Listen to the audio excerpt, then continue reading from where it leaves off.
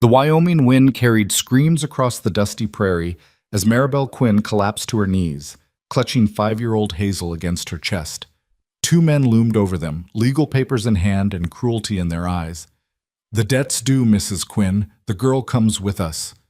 Tears streamed down Maribel's face as rough hands reached for her daughter. Then hoofbeats thundered through the yard. A lone cowboy appeared at the lane's end, his shadow falling between mother and child and the men who would tear them apart. Before we begin this journey through the wild heart of 1880s Wyoming, I invite you to stay with us until the very end of this tale of courage, sacrifice, and redemption. And please, drop a comment telling us what city you're watching from. I love seeing how far these stories travel across this great land of ours. Now, let's step back in time together. The morning had started like any other in the hard-scrabble territory of southeastern Wyoming, where the land stretched endless and unforgiving beneath a sky so vast it could swallow a person's hopes whole. Maribel Quinn had risen before dawn, as she did every day since her husband Thomas passed 6 months prior, leaving her with a 5-year-old daughter, a failing ranch, and debts that multiplied like rabbits in spring. She'd lit the stove with hands that trembled from exhaustion, not cold, and put on coffee that was more chicory than bean. The cabin, if you could call it that, consisted of 3 rooms held together by hope and determination. The roof leaked in 2 places, the door hung crooked on its hinges, and the windows were covered with oiled paper because they couldn't afford glass. But it was theirs. Or at least it had been before Thomas took out that loan from Cyrus Blackwell. "Mama?" Hazel's small voice drifted from the bedroom they shared. "Is it morning time?" "Yes, sweet pea. Come get your breakfast." The little girl appeared in the doorway, her corn silk hair tangled from sleep, wearing a nightgown that Maribel had sewn from flour sacks. Despite their poverty, despite everything they'd lost, Hazel still smiled like sunshine breaking through storm clouds. "Can we feed the chickens together today?" Hazel asked, climbing onto the rough-hewn bench at their table. "Of course we can." Maribel set down a bowl of cornmeal mush, their 3rd serving of it this week. "After breakfast, we'll gather the eggs too. Mrs. Henderson said she'd trade us some butter for a dozen." Hazel wrinkled her nose at the mush but didn't complain. She'd learned, too young, that complaining about food was a luxury they couldn't afford. Instead, she picked up her spoon and asked, "Mama, when is Papa coming home?" The question hit Maribel like a fist to the stomach, same as it did every time. She'd explained death to her daughter a dozen different ways, but Hazel's young mind couldn't quite grasp that her father, who used to swing her in circles until she squealed with laughter, who carved her wooden animals and told her stories about brave knights and beautiful princesses, was never coming back. "Remember, sweet pea, Papa's in heaven now, watching over us." "But when will he visit?" Maribel's throat tightened. "He visits us every day, honey. You just can't see him, but he's here, in the wind and the sunshine, in every good thing that happens to us." It was a pretty lie, the kind mothers told to spare their children from the harsh truth of the world. The real truth was uglier. Thomas Quinn had died trying to make enough money to pay back Cyrus Blackwell, working himself into an early grave in the silver mines up near South Pass City. He'd collapsed in a tunnel, they said, his heart giving out from the strain and the bad air. He was 31 years old. And the debt? The debt survived him just fine. After breakfast, Maribel and Hazel went outside to tend to what remained of their livestock, 3 chickens and an old milk cow named Bessie, who barely produced enough for their own needs, let alone to sell. The morning sun painted the prairie in shades of gold and amber, and for a moment, Maribel allowed herself to breathe, to simply exist in this moment with her daughter. "Mama, look!" Hazel pointed to the eastern horizon. "Someone's coming!" Maribel's heart seized in her chest. Visitors were rare out here, 15 miles from the nearest town of Bitter Creek, and in her experience, visitors usually brought trouble. She shaded her eyes against the sun and made out 2 figures in a wagon moving steadily toward their property. "Hazel, go inside." "But Mama—" "Now, sweet pea, please." Something in her mother's voice made Hazel obey without further question. The little girl scurried into the cabin, her bare feet kicking up dust. Maribel waited in the yard, her hands twisted in her apron as the wagon drew closer. When it finally pulled to a stop 20 feet from where she stood, Maribel recognized the 2 men immediately. Her stomach dropped like a stone into dark water. The first man, tall and lean, with a face like weathered leather, was named Coleman Briggs. He worked as an enforcer for Cyrus Blackwell, collecting debts and making sure people paid up, one way or another. The second man was younger, maybe 25, with cold eyes and a cruel smile that made Maribel's skin crawl. His name was Wade Jessup, and he'd earned a reputation in Bitter Creek for enjoying his work a little too much. "Mrs. Quinn," Coleman said, touching the brim of his hat in a mockery of politeness. "Lovely morning, isn't it? What do you want?" Maribel kept her voice steady, though her insides churned with fear. "Now, that's no way to greet visitors." Wade climbed down from the wagon, his boots hitting the ground with deliberate heaviness. "We rode all the way out here to have a conversation with you." "I have nothing to say to you. I've been making payments." "Those payments?" Coleman interrupted, pulling a ledger from inside his coat. "Let's see, $20 a month on a debt of $800, plus interest compounding at 15%. Mrs. Quinn, at this rate, you'll be paying us until your granddaughter has grandchildren of her own." "That's not fair. The original loan was only $300. "Interest isn't about fair, ma'am. It's about business." Coleman snapped the ledger shut.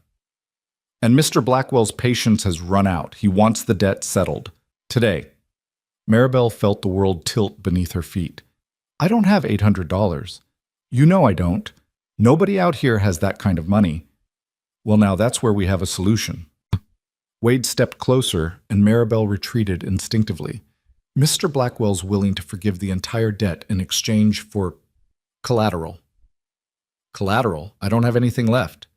Thomas sold everything before he died. The land isn't even worth half what we owe." "We're not interested in the land, Mrs. Quinn." Coleman's voice dropped lower, colder. "We're interested in the girl." For a moment, Maribel couldn't process what she'd heard. The words didn't make sense, couldn't make sense.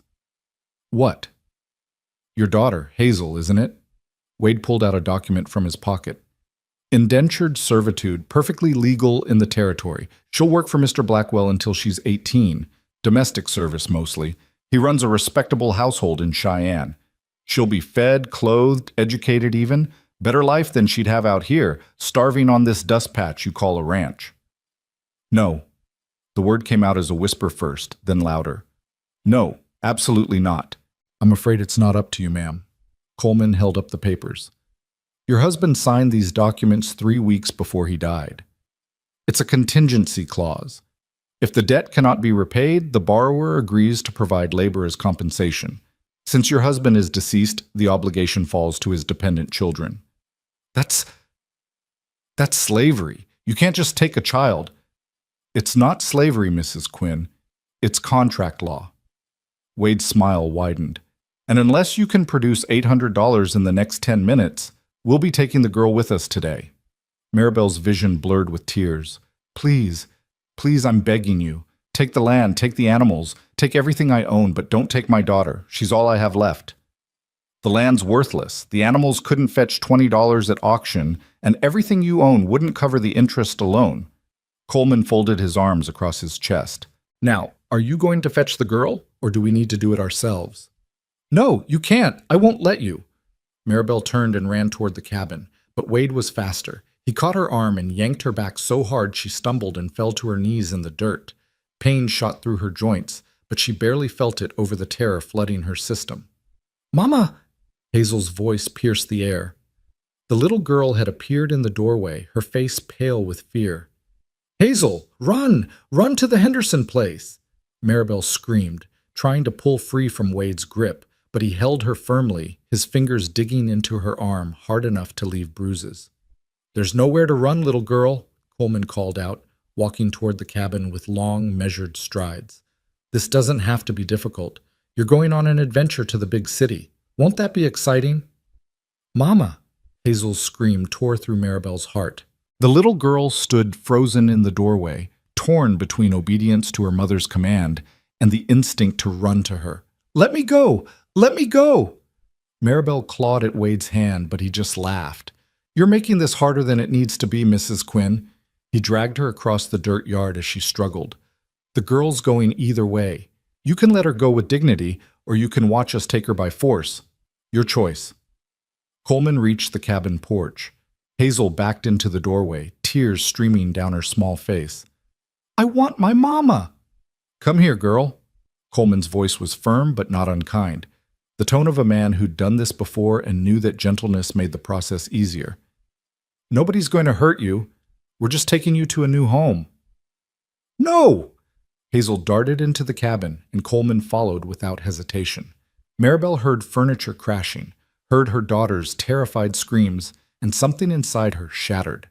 She stopped trying to pull away from Wade and instead lunged forward, using his grip on her arm as leverage. The unexpected movement caught him off balance, and he stumbled. It was enough. Maribel wrenched free and ran toward the cabin, her only thought to reach her child, to shield her daughter with her own body if that's what it took. She made it halfway to the door before Wade tackled her from behind. They hit the ground hard, dust billowing around them. Maribel couldn't breathe, couldn't think, could only hear Hazel screaming, "Mama! Mama! Mama!" from inside the cabin. "Stay down!" Wade pinned her arms behind her back, his knee pressed into her spine. "You're only making this worse for yourself and the girl." "Please," Maribel sobbed into the dirt. "Please don't take her. She's just a baby. Please, I'll do anything. Anything. I'll work for Blackwell myself. I'll sign any contract you want. Just let her stay with me. Please, God, please." Coleman emerged from the cabin carrying Hazel, who kicked and screamed and fought with every ounce of strength in her small body. The sight broke something fundamental in Maribel. She heard a sound escape her own throat, a wail of pure anguish that seemed to come from somewhere deep and primal. "Mama, Mama, help me! I want to stay with you, Mama!" Hazel's small hands reached desperately toward her mother, fingers grasping at empty air. "Let me up," Maribel begged Wade. "Let me say goodbye to her at least. Please. You must have a mother somewhere. You must understand, please." Wade hesitated, then looked at Coleman, who gave a curt nod. "Let her up. Give them a minute. The girl will be easier to handle if she thinks she's going willingly." Wade released Maribel and hauled her to her feet. She stumbled toward Coleman, her whole body shaking, and he set Hazel down but kept a firm hand on the child's shoulder. Maribel dropped to her knees and pulled her daughter into her arms. Holding her so tightly, Hazel let out a small gasp. "Listen to me, Sweet Pea. Listen carefully. Mama loves you more than anything in this world, more than the sky and the stars and everything in between." "I don't want to go. I want to stay with you." Hazel buried her face in her mother's neck, her small body convulsing with sobs. "I know, baby. I know, but sometimes we have to do things we don't want to do." Maribel pulled back just enough to look into her daughter's tear-filled eyes. "I need you to be brave for me. Can you be brave?" "I don't want to be brave. I want to stay here." "Mrs. Quinn," Coleman's voice held a note of warning. "Time's up." "One more minute," Maribel pleaded, looking up at him. "One more minute with my daughter. I'm begging you." Coleman's jaw tightened, but he nodded. "1 minute. Then we're leaving." Maribel turned back to Hazel, smoothing her daughter's hair with trembling hands. "Remember the stories Papa used to tell you about the princess who was taken far away but never forgot her home?" Hazel nodded, hiccuping through her tears. "That's going to be you, Sweet Pea. You're going to be so brave, and no matter where you go or how far away you are, I'll always love you. And one day," her voice broke, but she forced herself to continue, "one day I'll find a way to bring you home. I promise. Do you believe me?" Yes, Mama. Good girl. Such a good, brave girl." Maribel kissed her daughter's forehead, her cheeks, her small hands, trying to memorize every detail of this child she'd carried and birthed and loved more than her own life. "Remember, Papa's watching over you from heaven, and I'm here thinking about you every single second of every single day." "Mrs. Quinn." Coleman's hand closed around Hazel's shoulder again. "It's time." "No, wait!" But Coleman was already lifting Hazel, and the little girl's screams started again, even louder than before. "Mama! No! I want my mama!" Maribel lunged forward, but Wade caught her and held her back.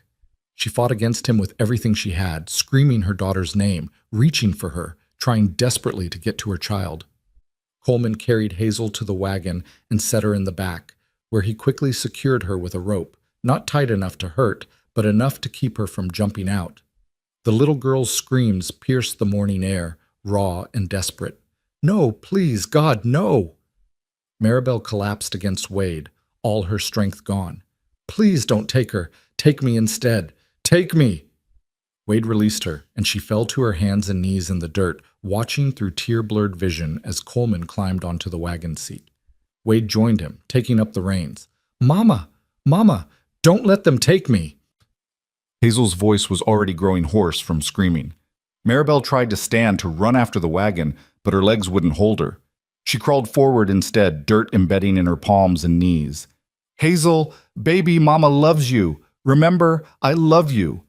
The wagon started moving, wheels crunching over the hard-packed earth of the yard. Hazel's small face appeared over the back edge, streaked with tears and dirt, her mouth open in another scream that seemed to tear the very sky apart. "Come back, please come back, don't take my baby."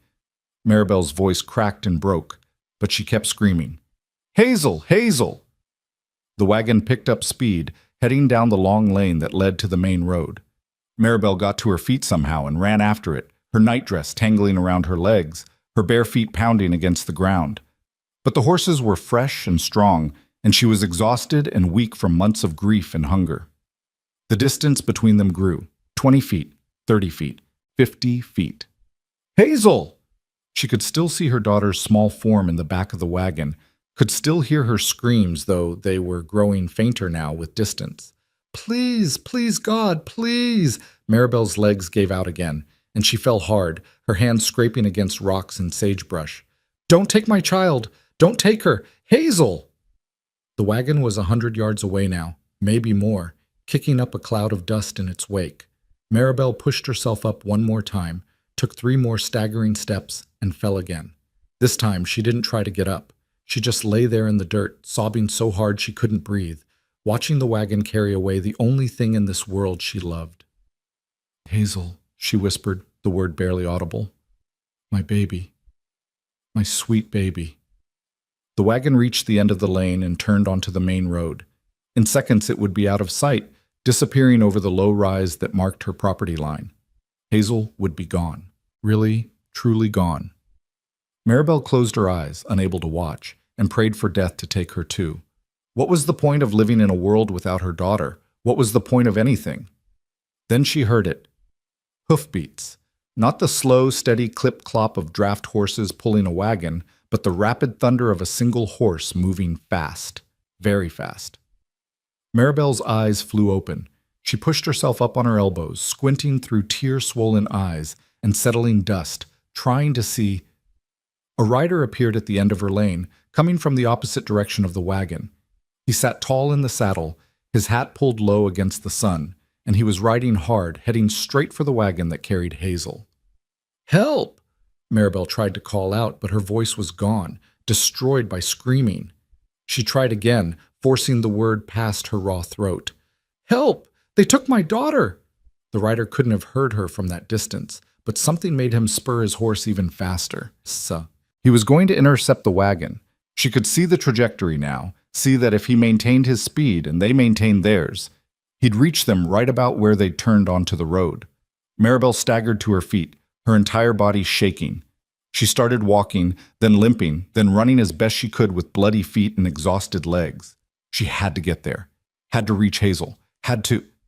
The rider reached the wagon just as Coleman noticed him and pulled back on the reins. The wagon lurched to a stop, and the rider positioned his horse directly across the road, blocking their path. Even from a distance, Maribel could see Coleman's mouth moving, could imagine the angry words, the commands to move aside. The rider didn't move. He just sat there on his horse, as immovable as the mountains themselves. Wade stood up in the wagon seat, and Maribel's heart seized. She'd seen him wear a gun, knew he wouldn't hesitate to use it if he felt threatened. But the rider simply raised one hand in a gesture that was half greeting, half warning, and said something that made Wade sit back down. Maribel ran harder, ignoring the pain in her feet, ignoring the burning in her lungs. She was close enough now to see details. The rider was young, maybe 30, with broad shoulders and the weathered look of a man who spent his life outdoors. His horse was a beautiful roan mare, well cared for and alert. But what struck her most was the way he sat, relaxed but ready, calm but commanding. This was a man who'd been in difficult situations before and knew how to handle himself. "Move aside, cowboy," Coleman's voice carried across the distance. This doesn't concern you. That little girl screaming her lungs out in your wagon says different. The rider's voice was deep and steady, with the accent of someone raised in these parts. Seems to me you've got a problem. The only problem here is you blocking the road. This is a legal matter. Legal matter? The rider leaned forward slightly in his saddle. Funny kind of legal matter that involves tying up a 5-year-old child and making her mother scream like someone's killing her. Maribel was close enough now to hear everything, close enough to see Hazel in the back of the wagon, still tied but staring at the stranger with wide, hopeful eyes. We have documentation, Wade said, pulling out the papers. Signed and witnessed. The girl's father agreed to indentured servitude as collateral for a debt. It's all legal. Let me see those papers. Like hell. Let me see them, the rider repeated, and this time there was steel beneath the calm. Or I'll assume you're lying, and we'll have a different kind of conversation. Coleman muttered something under his breath but handed over the documents. The rider read them carefully, his expression never changing. These papers, he finally said, say the borrower agrees to provide labor. Thomas Quinn. That's the girl's father? Was her father. He's dead. So how does a dead man's obligation transfer to his child? That's not what this contract says. It says the borrower, not the borrower's dependents. Wade and Coleman exchanged a glance. Well, that's implied. Implied. The rider handed the papers back.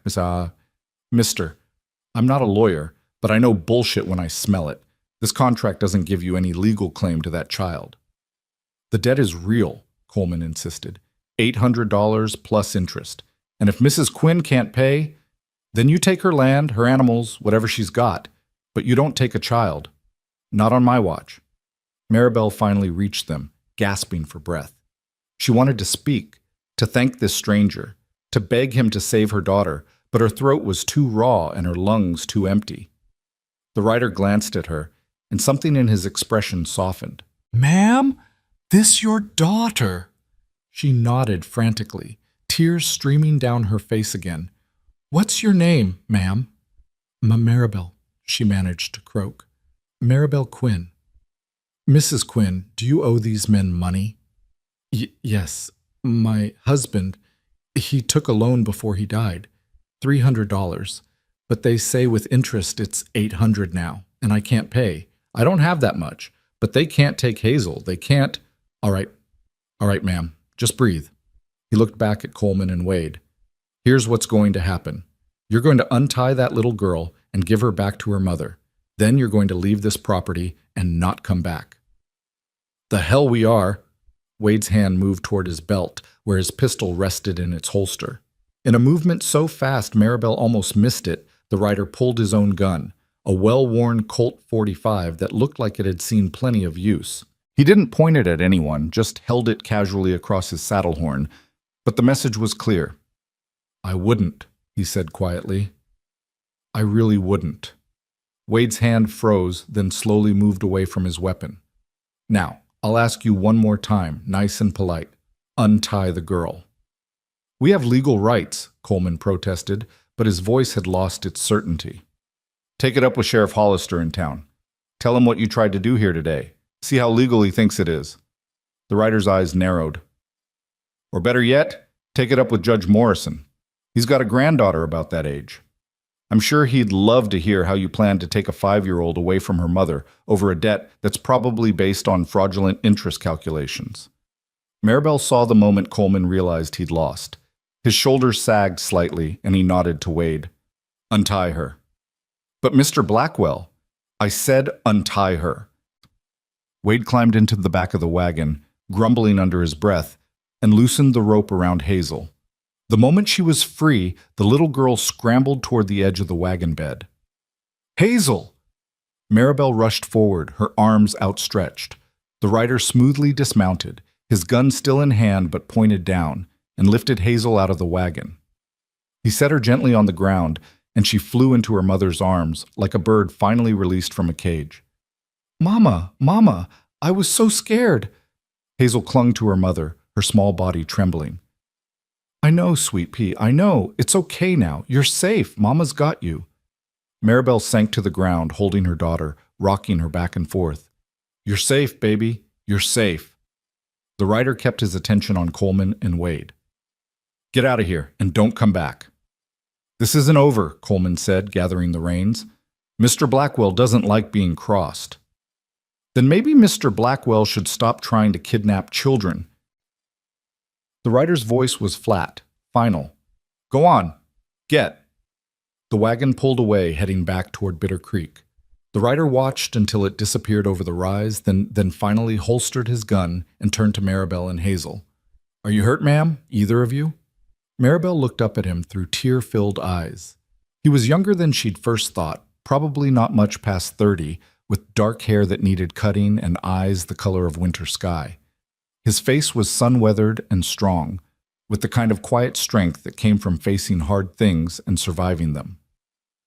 "My feet," she managed to say. "I ran after them, fell a few times."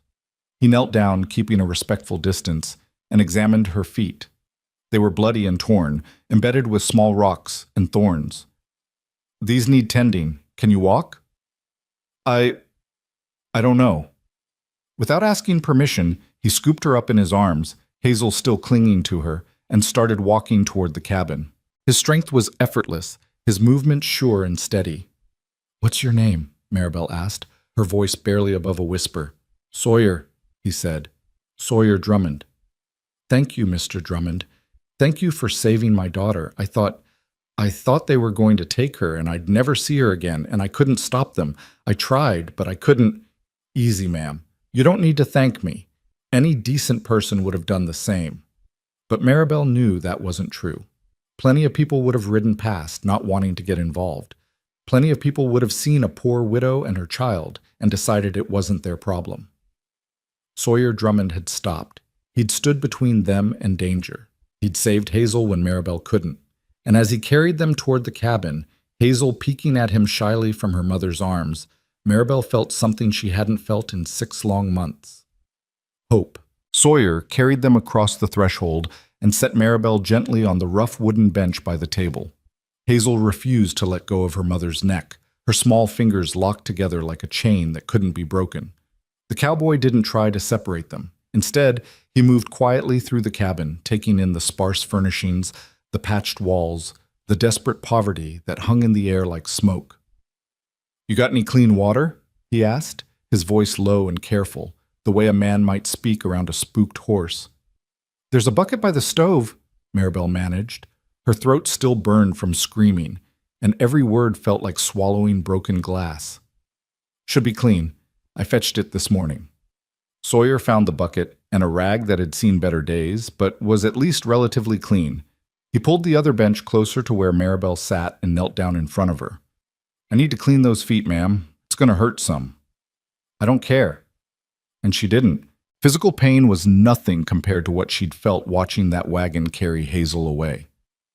"Do what you need to do." He worked with surprising gentleness for a man with such large, calloused hands. The water was cold, and Maribel hissed when it first touched her torn skin, but Sawyer's touch remained steady and careful. He cleaned away the blood and dirt, removed the embedded rocks and thorns with infinite patience, and never once complained about the task. Hazel watched him with wide eyes, her thumb in her mouth, a habit she'd abandoned months ago, but had apparently returned to in her fear. "Are you a good cowboy or a bad cowboy?" she asked around her thumb. A ghost of a smile touched Sawyer's mouth. "I try to be good, little miss. Don't always succeed, but I try. Bad cowboys took me away from Mama." "I know they did, but you're back now, safe and sound." "Will they come back?" The question was small and terrified. Sawyer paused in his work and looked directly at Hazel. "Not while I'm here, they won't, and I'm not planning on leaving for a bit. That all right with you?" Hazel nodded solemnly, then turned to her mother. "Mama, can the good cowboy stay?"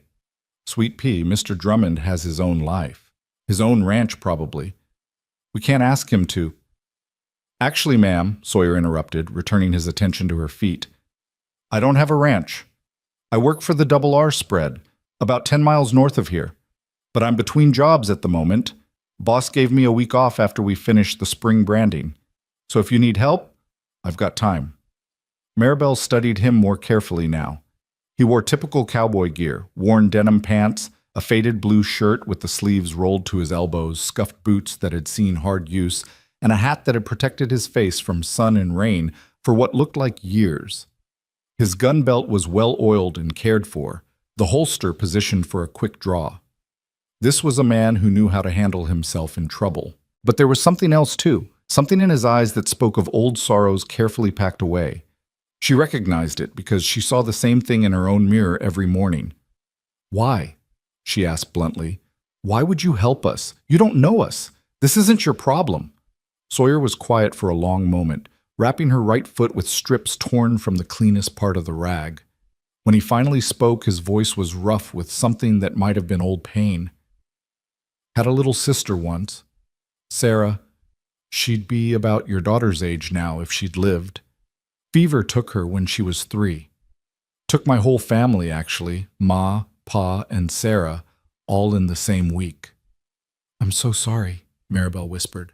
"Was a long time ago, 10 years now." He started on her left foot. "But I remember how my ma fought that fever, stayed up for days trying to save them. Remember how she begged God and the doctor and anyone who'd listen to save her babies. And I remember being 16 years old and helpless, unable to do a damn thing but watch them die." He tied off the bandage and sat back on his heels. "So when I see a woman fighting for her child, doing everything she can against people bigger and stronger and meaner than her, I figure I can help. I figure maybe that's why I rode down this particular road on this particular morning. Maybe my sister's watching from heaven and sent me here. Or maybe it's just chance. Either way, I'm here, and I'm not leaving until I know you and your daughter are safe." Hazel had been listening intently. She removed her thumb from her mouth and asked, "Is your sister an angel now?" "I expect she is, little miss. My papa's an angel too. Mama says he watches over us." "Then I imagine he's mighty relieved I came along when I did." Sawyer stood and carried the bucket outside to empty it. Through the open door, Maribel could see him examining the property, the sagging fence, the lean-to that served as a barn, the chicken coop that listed dangerously to one side. When he came back in, his expression was carefully neutral. "Ma'am, I don't mean to be rude, but are those 3 chickens and that old cow all the livestock you've got?" Maribel felt her cheeks burn with shame. "We had more. 12 chickens, 3 cows, 2 pigs, and a decent horse. Thomas sold most of them to make payments on the loan. Then after he died, I had to sell the rest just to buy food. Kept Bessie because we need the milk, and the chickens because they give us eggs to trade." "What about crops? You got any fields planted?" "Thomas plowed 2 acres before he went to the mines. I tried to plant it myself, but I didn't know what I was doing, and the seeds didn't take. Lost the whole crop." Her voice cracked. "I'm not a rancher, Mr. Drummond. I'm just a woman trying to keep my daughter alive, and I'm failing at even that." "You're not failing." The conviction in his voice made her look up. "You're surviving against odds that would have broken most people. That takes strength, Mrs. Quinn. Real strength." "Strength?" A bitter laugh escaped her. "I couldn't even stop 2 men from taking my daughter. I fell in the dirt like a helpless child while they—" She broke off, unable to finish the sentence. "You fought them. I saw the bruises on your arms, saw how torn up your feet are from chasing that wagon. You didn't give up, didn't stop fighting even when they had every advantage. That's not weakness, ma'am. That's courage."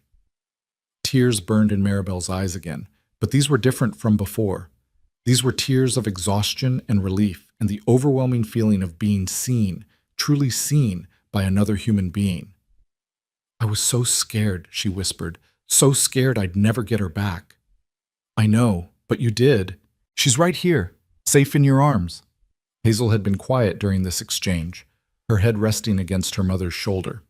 Now she stirred and said in a small voice, "Mama, I'm hungry."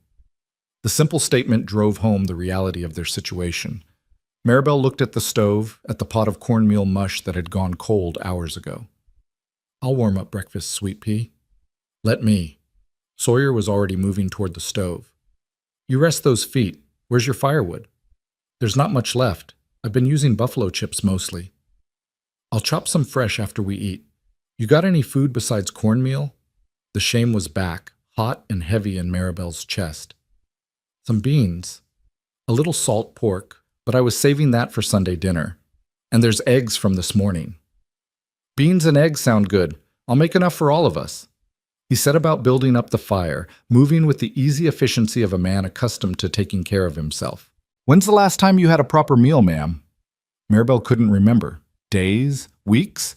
She'd been giving most of her portions to Hazel, eating just enough to keep herself functioning. I eat fine. That's not what I asked. Sawyer glanced at her, and she saw he wasn't fooled for a second. You're thin as a rail, ma'am. Can't take care of your daughter if you don't take care of yourself. I do what I have to do. I know you do, but today you're going to sit there and let someone take care of you for a change. Can you do that? There was something in his tone, not pity exactly, but compassion mixed with a firmness that said arguing would be pointless. Maribel found herself nodding, too exhausted to protest. While Sawyer cooked, Hazel gradually relaxed her death grip on her mother's neck. She watched the cowboy with the intensity of a child trying to decide if this new person could be trusted. What's your horse's name? She finally asked. Rosie, Sawyer replied, stirring the beans. She's a good girl, been with me for 5 years now. Can I pet her? After breakfast, if your mama says it's all right. She's gentle as a kitten, won't hurt you. Mama, can I?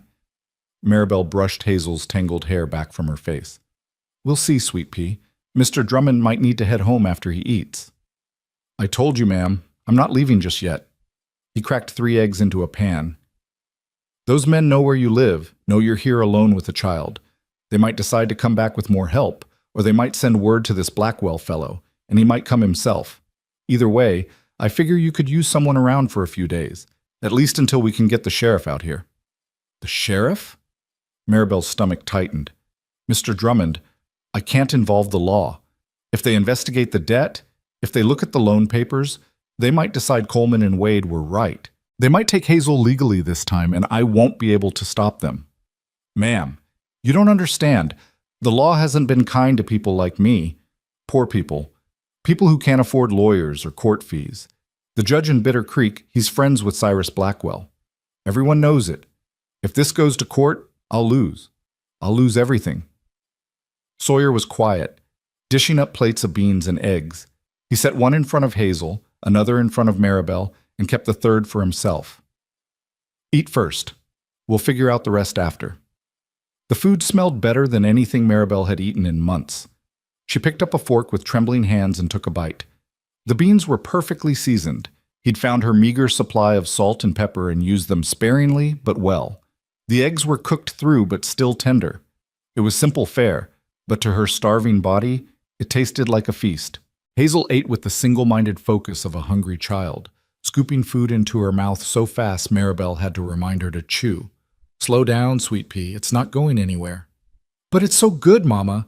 Sawyer smiled at that, a real smile that transformed his serious face into something almost boyish. Glad you like it, little miss. There's more if you want it. They ate in silence for a while. The only sounds, the scrape of forks on tin plates and the crackle of the fire. Maribel found herself studying Sawyer when he wasn't looking. He was probably 30 or 31, not much older than her own 27 years.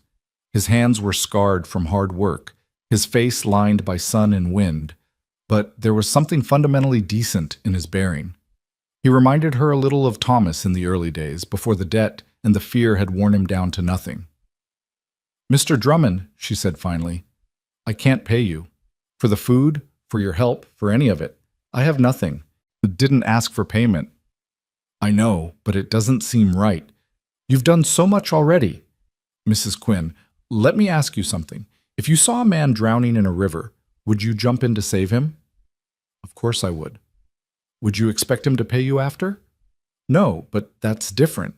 It's not different at all. You help people because it's the right thing to do, not because you expect something in return. He finished his beans and set his plate aside. Now, I meant what I said about staying around for a few days, but I won't do it if it makes you uncomfortable.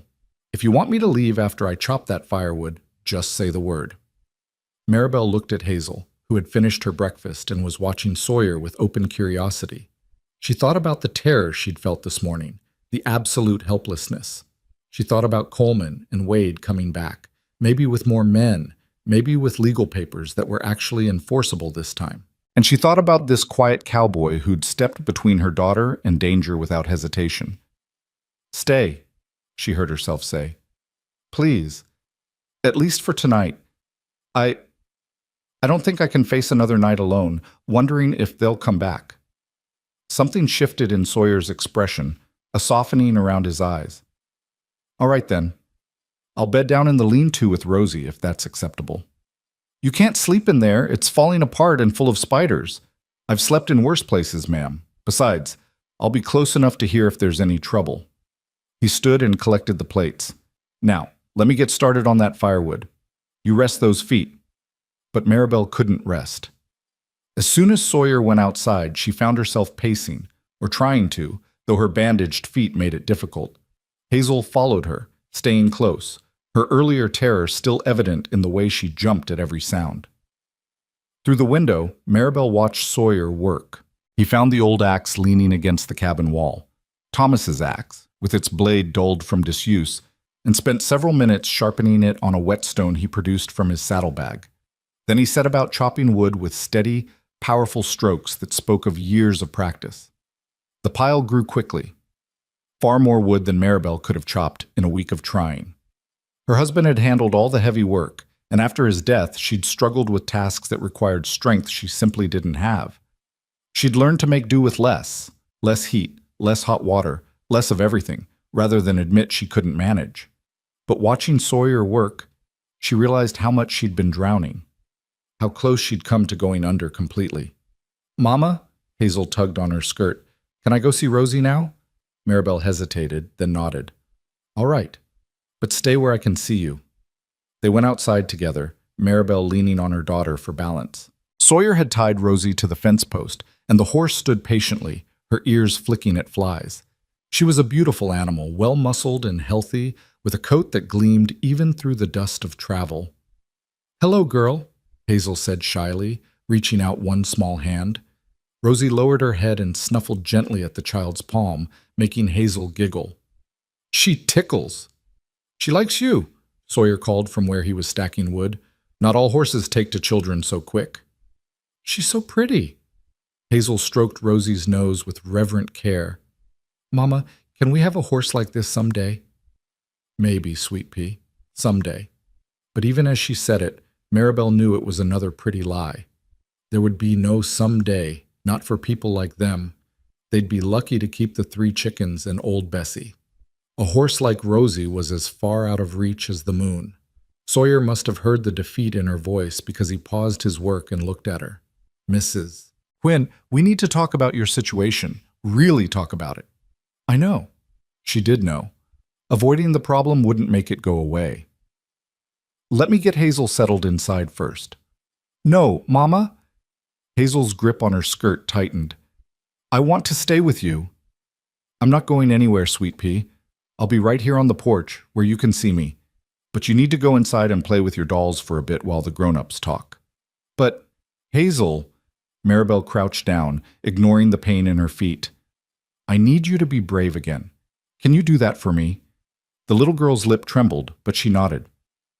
"I'll be brave." "That's my good girl. Now go on. We won't be long." Hazel trudged into the cabin, looking back every few steps to make sure her mother was still there. Only when she was inside, visible through the open door playing with the cornhusk doll Thomas had made her, did Maribel allow herself to turn to Sawyer. He'd stopped chopping and was leaning on the axe, watching her with those calm, assessing eyes. "How much do you really owe, Mrs. Quinn?" "I told you, $800 according to Coleman and Wade, but the original loan was only $300. Thomas borrowed it to buy seed and equipment, thinking he could make the ranch profitable. Instead," she gestured at the failing property around them. "Instead, nothing grew, the cattle got sick, and everything fell apart. He tried to make payments, but Blackwell kept adding interest and fees. Thomas said it was like trying to dig out of a hole while someone kept shoveling dirt back in. So he went to the mines. Yes, he thought if he could just make enough to pay off the loan, we could start over. But the work killed him." Her voice went flat, emotionless. "Doctor said his heart gave out from the strain, but I think it was hope that killed him. Hope running out, leaving nothing behind but tired. Sawyer was quiet for a moment. You have any proof of the original loan amount? Any papers? Thomas kept everything in a tin box under the bed. I haven't looked at it since he died. Couldn't bring myself to. Mind if I look now? She shook her head and led him inside. The tin box was exactly where it had always been, shoved into the far corner under the bed frame. She pulled it out, her hands trembling, and set it on the table. Inside were papers, neatly folded and organized because Thomas had always been particular about such things.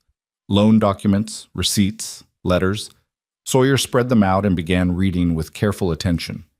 Maribel watched his face as he worked through the papers. She saw his jaw tighten, saw a muscle jump in his cheek. "What?" she asked. "What is it?" "This loan," he held up the original document. "It was for $300, you're right about that. But the interest rate listed here is 5% annually, not 15. And look at this receipt. This payment your husband made 4 months ago? It was for $50, but the loan balance only decreased by 20. Where'd the other 30 go? Fees, they said. Administrative fees and penalties for late payment." "Late payment?" Sawyer's voice rose slightly. "This receipt is dated for the exact day the payment was due. There's nothing late about it." He kept reading, and with each document, his expression grew darker. "Mrs. Quinn, you're being robbed. This whole debt has been manufactured through false fees and fraudulent interest calculations. I'd bet my last dollar that if we added up all your husband's payments, you'd find he actually paid back the original 300+ legitimate interest. You probably don't owe Blackwell anything at all." Hope fluttered in Maribel's chest, painful and tentative. "Are you sure?" "I'm not a lawyer, but I've been around cattle deals and land contracts enough to know fraud when I see it. These papers prove it." He tapped the documents. "Question is, what do we do about it?" "I told you, we can't go to the sheriff. Maybe not the one in Bitter Creek, but there's a federal marshal up in Cheyenne. Name's Ben Hollister. Good man, honest as they come. I worked with him a few years back when there was trouble with rustlers hitting the double R. He doesn't care who you know or how much money you have. He cares about the law. Cheyenne's 3 days' ride from here. 2 days if you push it. I could be there and back in less than a week." "No!" The word came out sharper than Maribel intended. "No, I can't let you do that. You've already done too much, and if Blackwell finds out you're going to the marshal, he might—" She broke off, unable to voice her fear. "He might what? Come after me?" Sawyer's smile was grim. "Let him try." "You don't understand. Cyrus Blackwell isn't just a loan shark, he's dangerous. People who cross him have a habit of disappearing or having accidents. Thomas was terrified of him, and with good reason. Mrs. Quinn, and even if the marshal agrees to investigate, even if he arrests Blackwell and his men, what happens to me and Hazel in the meantime? We're still out here alone, still vulnerable. I can't protect her by myself. I couldn't protect her this morning." The admission cost her, made her feel small and useless. But it was the truth, and Sawyer deserved the truth after everything he'd done. He was quiet for a long moment, studying her face. "What if you weren't alone?" "What do you mean?" "I mean, what if I stayed here? Not just for a few days, but until this whole mess is sorted out. I could work the ranch, fix what needs fixing, make sure you and Hazel are safe." Maribel stared at him. You do that? Stay here with strangers, work for no pay, risk making an enemy of Cyrus Blackwell? Why?" "Because it's the right thing to do." "That's not enough of a reason to upend your life." "Isn't it?" He leaned back in his chair. "Mrs. Quinn, I've been drifting for 10 years now, ever since my family died. Working one ranch, then another, never staying long, never putting down roots. It's a lonely way to live. Maybe it's time I stopped drifting. Maybe helping you and your daughter is exactly what I need to be doing. But the double R, your job, the foreman's a friend. He'll understand. And if he doesn't, well, there's always work for a decent cowhand somewhere else." Maribel shook her head, overwhelmed. "I can't ask you to do this." "You're not asking, I'm offering. But why? You don't even know us." Sawyer's expression softened. "I know you're a mother fighting to protect her child. I know you're stronger than you think you are. And I know that sometimes God, or fate, or whatever you want to call it, puts people in our path for a reason. Maybe I'm supposed to be here, Mrs. Quinn. Maybe this is where I finally stop drifting and start living again. Through the doorway, they could hear Hazel singing softly to her doll, a made-up song about angels and horses and brave cowboys. The sound of her voice, innocent and trusting, made Maribel's decision for her. "All right," she whispered. "All right, if you're sure." "I'm sure. But I insist on paying you something. I can't pay much, but room and board is payment enough. And Mrs. Quinn?" He waited until she met his eyes. "You can call me Sawyer. I think we're past formalities now, don't you?" A smile tugged at her lips, the first genuine smile she'd felt in months. "Only if you call me Maribel." "Maribel it is." They shook hands across the table, sealing an agreement that felt somehow like the beginning of something important, something that might, possibly, save them all. Outside, the Wyoming wind continued its eternal song across the prairie. But inside the cabin, for the first time since Thomas died, Maribel Quinn felt something that had been absent for far too long. She felt safe. The afternoon sun climbed higher as Sawyer set to work transforming the failing ranch into something that might actually sustain life. Maribel watched from the porch, her bandaged feet propped up on an overturned crate, as he moved from task to task with the kind of methodical efficiency that came from years of ranch work. He started with the chicken coop, reinforcing the sagging walls with wood scraps he found around the property, hammering in nails with sure, steady strikes that echoed across the empty prairie. Hazel sat beside her mother, still clutching her corn-husk doll, her eyes never leaving the cowboy for more than a few seconds at a time. The morning's terror had left its mark. She jumped at loud noises and refused to go more than a few feet from Maribel's side. But there was something else in her expression too, a cautious fascination with this stranger who'd saved her. "Mama," she whispered, "is he really going to stay?" "For a while, sweet pea, until we're safe." "Will those bad men come back?" Maribel pulled her daughter closer, breathing in the familiar scent of her hair. "Not if Sawyer's here, and even if they try, we won't be alone this time." "I like him," Hazel announced with the simple certainty of childhood. "He has kind eyes." She was right, Maribel realized. Despite the hardness that years of solitary living had etched into Sawyer's features, his eyes held genuine warmth. They were the eyes of a man who'd suffered loss but hadn't let it turn him cruel. By the time the sun reached its zenith, Sawyer had not only fixed the chicken coop, but also patched 3 holes in the lean-to's roof and begun work on the sagging fence that surrounded what remained of the property. He worked without complaint, pausing only to water Rosie and accept the tin cup of well water that Maribel insisted on bringing him. "You should rest," she told him, noting the sweat staining his shirt. "You've been at it for hours. Still got daylight." He wiped his forehead with his sleeve. "Want to get as much done as possible before dark. Once word spreads that I'm here, Blackwell might decide to make a move. Rather be ready for him." The casual mention of danger made Maribel's stomach clench. "You really think he'll come? Man like that? Man who's built his business on intimidating people who can't fight back?" Sawyer's jaw tightened. "Yeah, I think he'll come. Question is when, not if. Maybe I should just pay him. Find some way to get the money." "With what? You going to sell that cow and those 3 chickens? That wouldn't cover 1/10 of what he claims you owe." He shook his head firmly. "No, Maribel. Running from bullies just encourages them. Sometimes you have to stand and fight." "But what if someone gets hurt? What if Hazel—" "Nothing's going to happen to Hazel. Or to you." The conviction in his voice was absolute. "I give you my word on that." Before Maribel could respond, the sound of hoofbeats drifted across the prairie. Multiple horses, moving fast. Her heart jumped into her throat, and she was halfway to her feet before Sawyer's hand on her shoulder stopped her.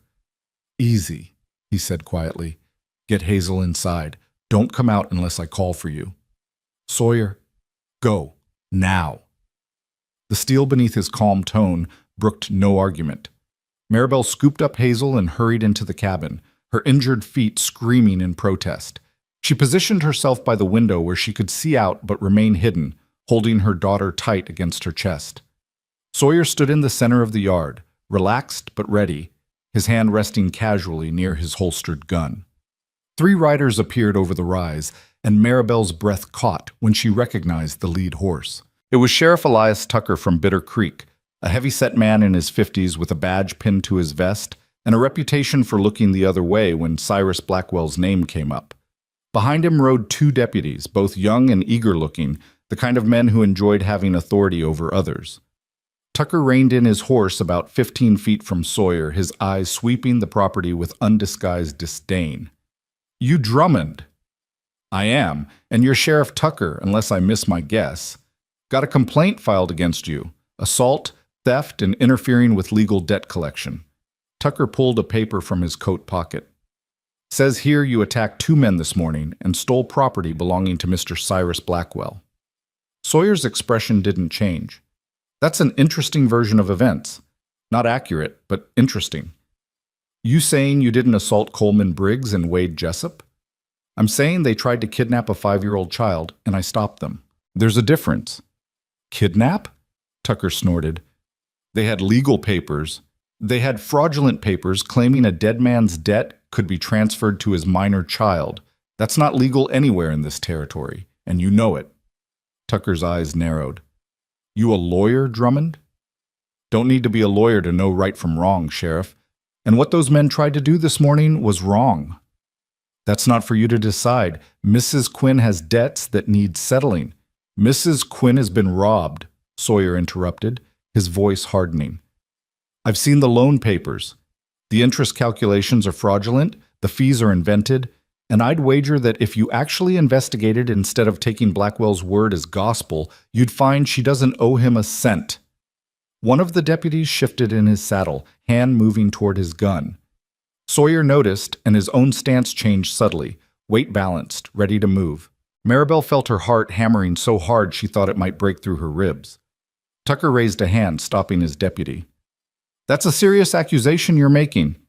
"It's the truth. And if you're the kind of lawman who cares about truth, you'll take a look at those papers yourself instead of just doing Blackwell's dirty work for him." The sheriff's face flushed dark red. "Watch your mouth, Cowboy. I could arrest you right now for obstruction." "On what grounds?" "I haven't broken any laws. I stopped two men from committing a crime, which last I checked is something citizens are encouraged to do." Sawyer crossed his arms. "But if you want to arrest me, go ahead and try. Just know that the moment you do, I'm sending word to Federal Marshal Ben Hollister in Cheyenne. He and I go back a ways, and he takes a real dim view of corrupt local officials." Tucker's jaw worked like he was chewing something bitter. The mention of a federal marshal had clearly rattled him. "Hollister's got no jurisdiction here." "Fraud crosses county lines, Sheriff. Makes it federal business." Sawyer's smile was cold. "So maybe before you ride out here throwing accusations around, you ought to ask yourself if Cyrus Blackwell's friendship is worth risking a federal investigation." The silence stretched taut as a wire. Maribel held her breath, felt Hazel trembling against her chest. One of the deputies whispered something to Tucker, but the sheriff waved him off impatiently. Finally, Tucker leaned forward in his saddle. "You're playing a dangerous game, Drummond." "I'm not playing at all. I'm standing up for a widow and her child against men who'd prey on them. If that's dangerous, so be it." "Mrs. Quinn's debt is real. Then prove it. Bring me legitimate papers, accurate accounting, and we'll talk.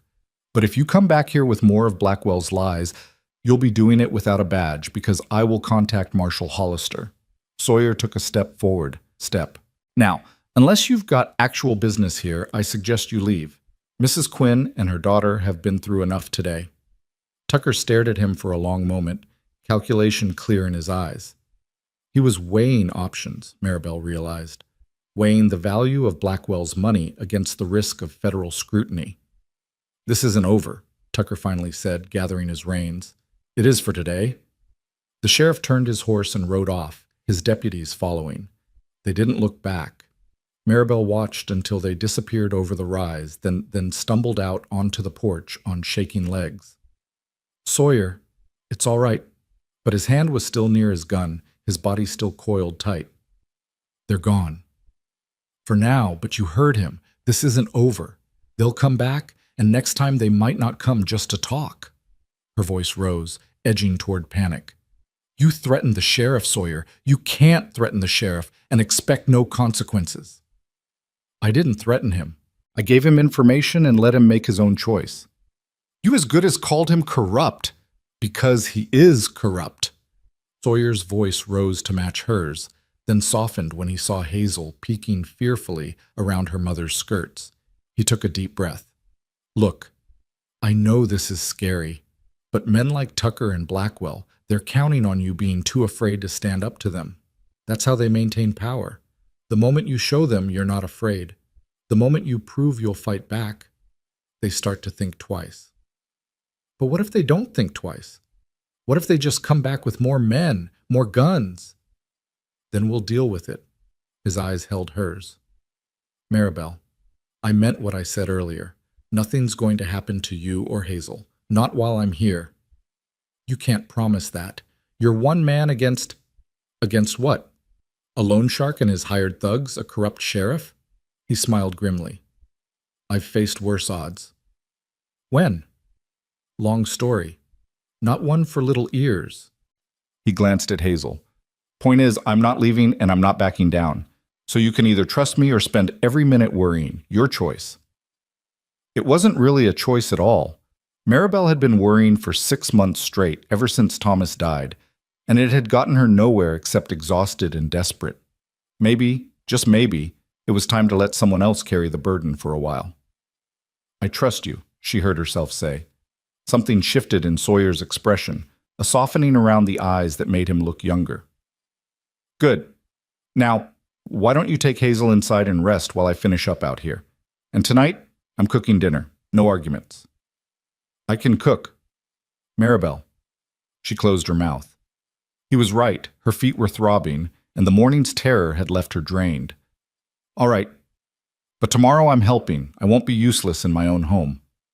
Nobody said you were useless, but even the strongest people need help sometimes.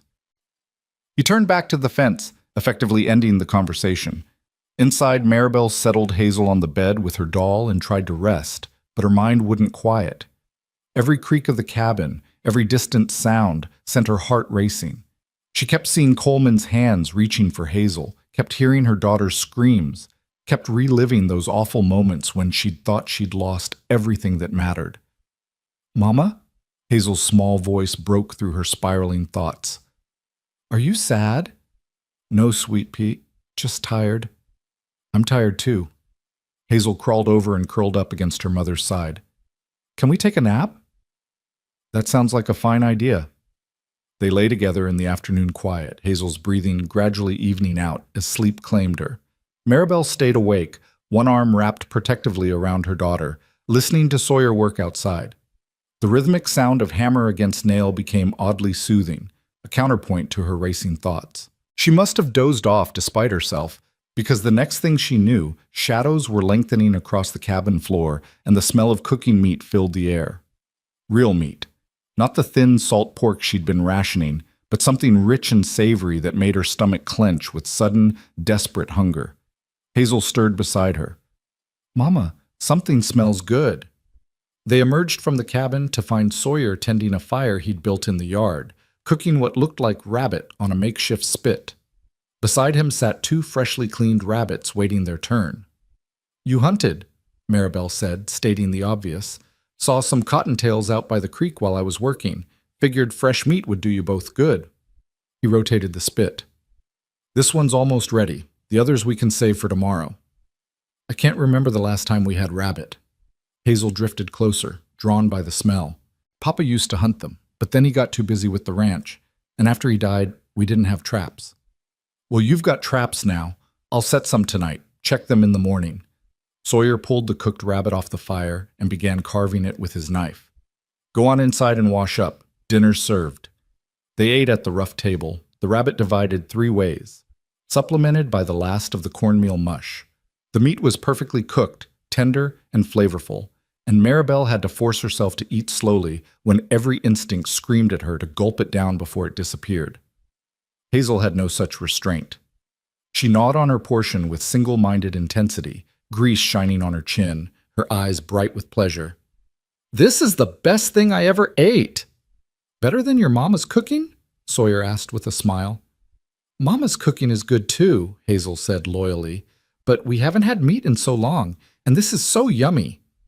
Maribel felt tears prick her eyes. Her daughter shouldn't have to treat a simple rabbit dinner like a feast.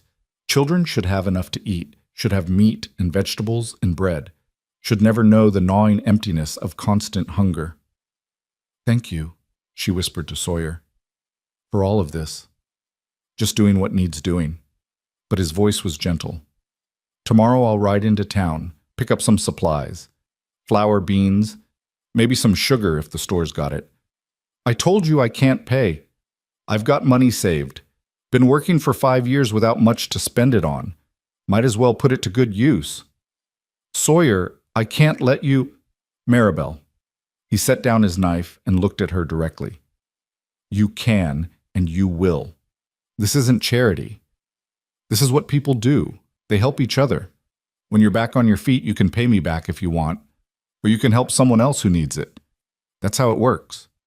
She wanted to argue, wanted to maintain some shred of pride, but the truth was her daughter needed food, and she had no way to provide it. Sometimes survival meant swallowing your pride. All right, she said quietly, but I will pay you back, somehow. Fair enough. He returned his attention to his food. Now eat up before it gets cold. After dinner, Sawyer insisted on cleaning up while Maribel put Hazel to bed. The little girl fought sleep, her eyes drooping shut, then snapping open again, as if afraid that closing them might make everything disappear. The good cowboy, the full belly, the feeling of safety. Shh, Maribel soothed, stroking her daughter's hair. I'm right here, sweet pea. Nothing's going to hurt you. Promise? I promise. And Sawyer will stay? For now, yes. Forever? Maribel's throat tightened. I don't know about forever, honey, but for as long as we need him. Hazel's eyes finally closed, her breathing deepening into sleep. Maribel stayed beside her for a long while, watching the rise and fall of her small chest, thanking God or fate or whatever force had sent Sawyer Drummond down their road at exactly the right moment. When she finally emerged from the cabin, full darkness had fallen. Sawyer had built up the fire and was sitting beside it, whittling a piece of wood with his knife. The firelight played across his features, casting his face in warm shadows. She asleep? He asked without looking up. Finally, I think the excitement caught up with her. Maribel lowered herself carefully onto a log he'd dragged over to serve as a bench, grateful to be off her feet. What are you making? Horse. He held up the partially carved figure. Figured Hazel might like it. Give her something to play with besides that corn-husk doll. The gesture touched her more than it should have. That's very kind of you. Had a lot of practice. Used to carve things for my sister Sarah, back before... He trailed off, his knife stilling. Before the fever, Maribel finished softly. Yeah, before that. He resumed carving. Sarah loved horses. Begged Pa every day to let her ride, even though she was barely big enough to reach the stirrup. Pa always said when she turned 4, he'd teach her proper, but she died 2 months before her 4th birthday. I'm sorry. Long time ago, like I said, but I still remember her face when I'd give her a new carving, lit up like sunrise. His smile was sad. Hazel reminds me of her. That same hopeful look, like the world hasn't beaten it out of her yet. I'm trying to make sure it doesn't, but some days... Maribel's voice cracked. Some days, I don't know if I'm strong enough. You're stronger than you know. You survived Thomas's death, survived these months alone, survived this morning. That takes real strength, Maribel. It doesn't feel like strength. It feels like barely hanging on. Sometimes that's what strength looks like. Not some grand gesture, but just getting through one more day, one more hour, one more minute. He set down the carving and met her eyes across the fire. You've been doing that for months now, all by yourself. That's nothing to be ashamed of. The firelight caught the silver in his hair at the temples, made his eyes seem darker. He was younger than she'd first thought, probably not even 35. But life had marked him the way it marked everyone who lived out here on the edge of civilization, with lines and scars and a weathered toughness that came from facing hardship head on. Can I ask you something? She said. Anything? Why did you really stop this morning? And don't tell me it's just because Hazel reminds you of your sister. There's more to it than that. Sawyer was quiet for a long moment, his eyes fixed on the fire. When he finally spoke, his voice was low. After my family died, I was lost, angry, spent years drifting, working one ranch after another, never staying anywhere long because I didn't want to care about anyone or anything, didn't want to risk losing people again. That sounds lonely. It was. Is. He picked up a stick and poked at the fire, sending sparks spiraling into the night sky. But a few months back, I was working a drive up near the Montana border. We came across a homestead that had been burned out, Sioux raiders, or maybe just thieves, we never knew for sure. The family was gone, probably taken or killed, but their dog was still there. Half-starved, wounded, but still guarding the property like his people might come back any minute. What did you do? Nothing. Boss said we didn't have time to deal with a wounded animal, told us to shoot it and move on. And I almost did. Had my rifle raised, finger on the trigger. But then that dog looked at me and I saw... He paused. I saw myself. Saw what I'd become, empty and mean and alone, just waiting for someone to put me out of my misery. Did you shoot it? No, nursed it back to health instead, took it with me when the drive ended, named him Lucky. A small smile crossed his face. He's at the Double R right now, probably driving the foreman crazy. Point is, that dog reminded me that there's more to life than just surviving. That sometimes you have to fight, not just for yourself, but for someone who can't fight for themselves. He looked at her then, and in his eyes she saw understanding, connection, a shared knowledge of what it meant to lose everything and still keep breathing. So when I heard your daughter screaming this morning, he continued, when I saw those men trying to take her while you fought with everything you had, I couldn't just ride past. Wouldn't have been able to live with myself if I had. Maribel's throat was tight with emotion. You saved her. You saved us both. Maybe, or maybe you saved me. He returned his attention to the wooden horse, his knife moving in smooth, practiced strokes. Maybe we saved each other. They sat in comfortable silence after that, listening to the fire crackle and the night sounds of the prairie, the distant howl of a coyote, the rustle of wind through sagebrush, the endless song of crickets. Above them, stars wheeled across a sky so vast and clear it seemed impossible that anything bad could exist in the world. But bad things did exist. Men like Cyrus Blackwell existed, and Sheriff Tucker, and countless others who preyed on the weak because they could. The question wasn't whether evil existed, it was whether good people would stand against it. Sawyer, Maribel said eventually, what happens if Blackwell doesn't give up? What if he decides you're too much trouble and sends men with orders to kill me? He said it matter-of-factly. Then they'd better be good shots because I don't plan on dying anytime soon. This isn't a joke. I'm not joking. Maribel, men like Blackwell, they're bullies. And bullies are fundamentally cowards. They don't want a fair fight. They want easy targets. The moment you prove you're not easy, they start looking elsewhere. You can't know that. No, I can't. But I know this. I'm not leaving. I'm not backing down. And I'm not letting anyone hurt you or Hazel. He finished the horse carving and held it up to the firelight, examining his work. This good enough, you think? Maribel looked at the small wooden figure. It was beautifully made with clear definition in the legs and mane, the kind of toy a child would treasure. It's perfect. Good. I'll give it to her in the morning. He stood and stretched, his joints popping. I should get some sleep. Tomorrow's going to be a long day, riding to town, picking up supplies, setting those traps. You should rest, too. Those feet need time to heal. I will. But Sawyer? She stood as well, wobbling slightly on her bandaged feet. Thank you. For everything. For staying, for caring, for... She struggled to find words big enough for what she felt. For being the man you are. His smile was soft in the firelight. Thank you for letting me help. Sometimes a man needs purpose as much as he needs food or water. You've given me that. He banked the fire and headed toward the lean-to, where he'd arranged his bedroll earlier. Maribel watched him go, this stranger who'd become their protector in the space of a single day. She should have been afraid, letting a man she barely knew sleep so close to where she and Hazel lay vulnerable. But fear was the furthest thing from her mind. Instead, she felt something she'd almost forgotten existed, Hope. Not the desperate, clawing hope of the drowning, but real hope. The kind that whispered maybe, just maybe, they'd survive this after all. Inside the cabin, she checked on Hazel one more time, then lay down on her own thin mattress. Through the window, she could see the glow of the banked fire and Sawyer's shadow moving in the lean-to as he settled for the night. The knowledge that he was there, standing between them, and whatever dangers the darkness might hold, let her finally, truly relax.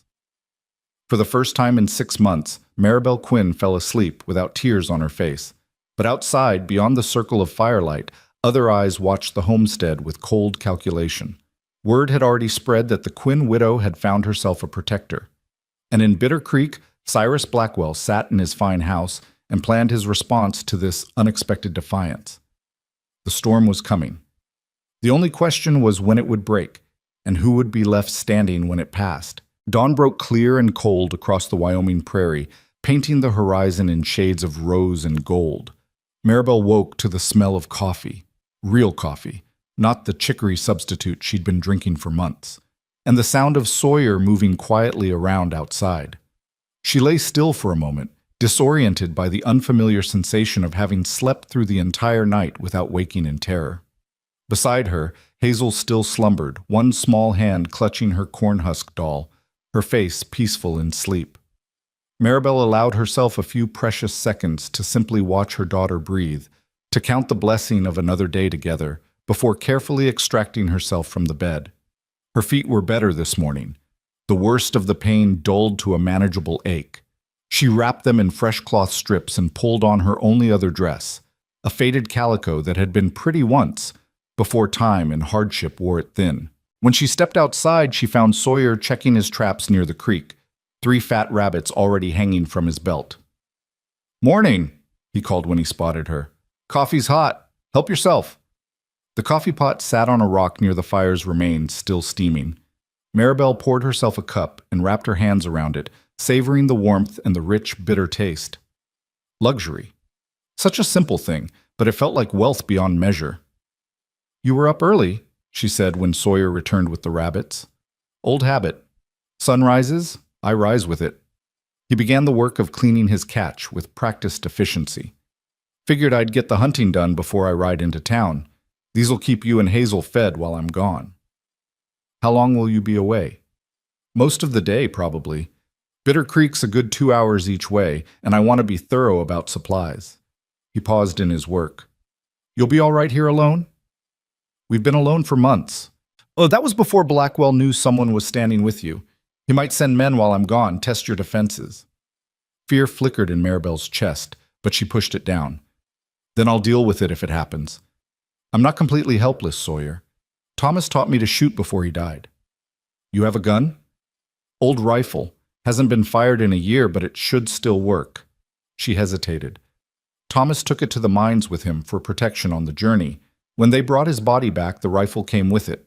I've kept it loaded ever since, just in case." Sawyer nodded slowly. "Good. That's good.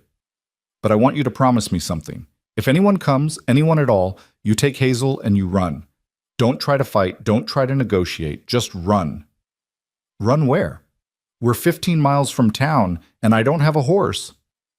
"Run to the Henderson place. It's only 3 miles east. They're good people. They'll help you." He met her eyes. "Promise me, Maribel. Your pride isn't worth your life or Hazel's." She wanted to argue, to insist she could defend her own home, but the memory of yesterday's helplessness was too fresh. "I promise." "All right, then."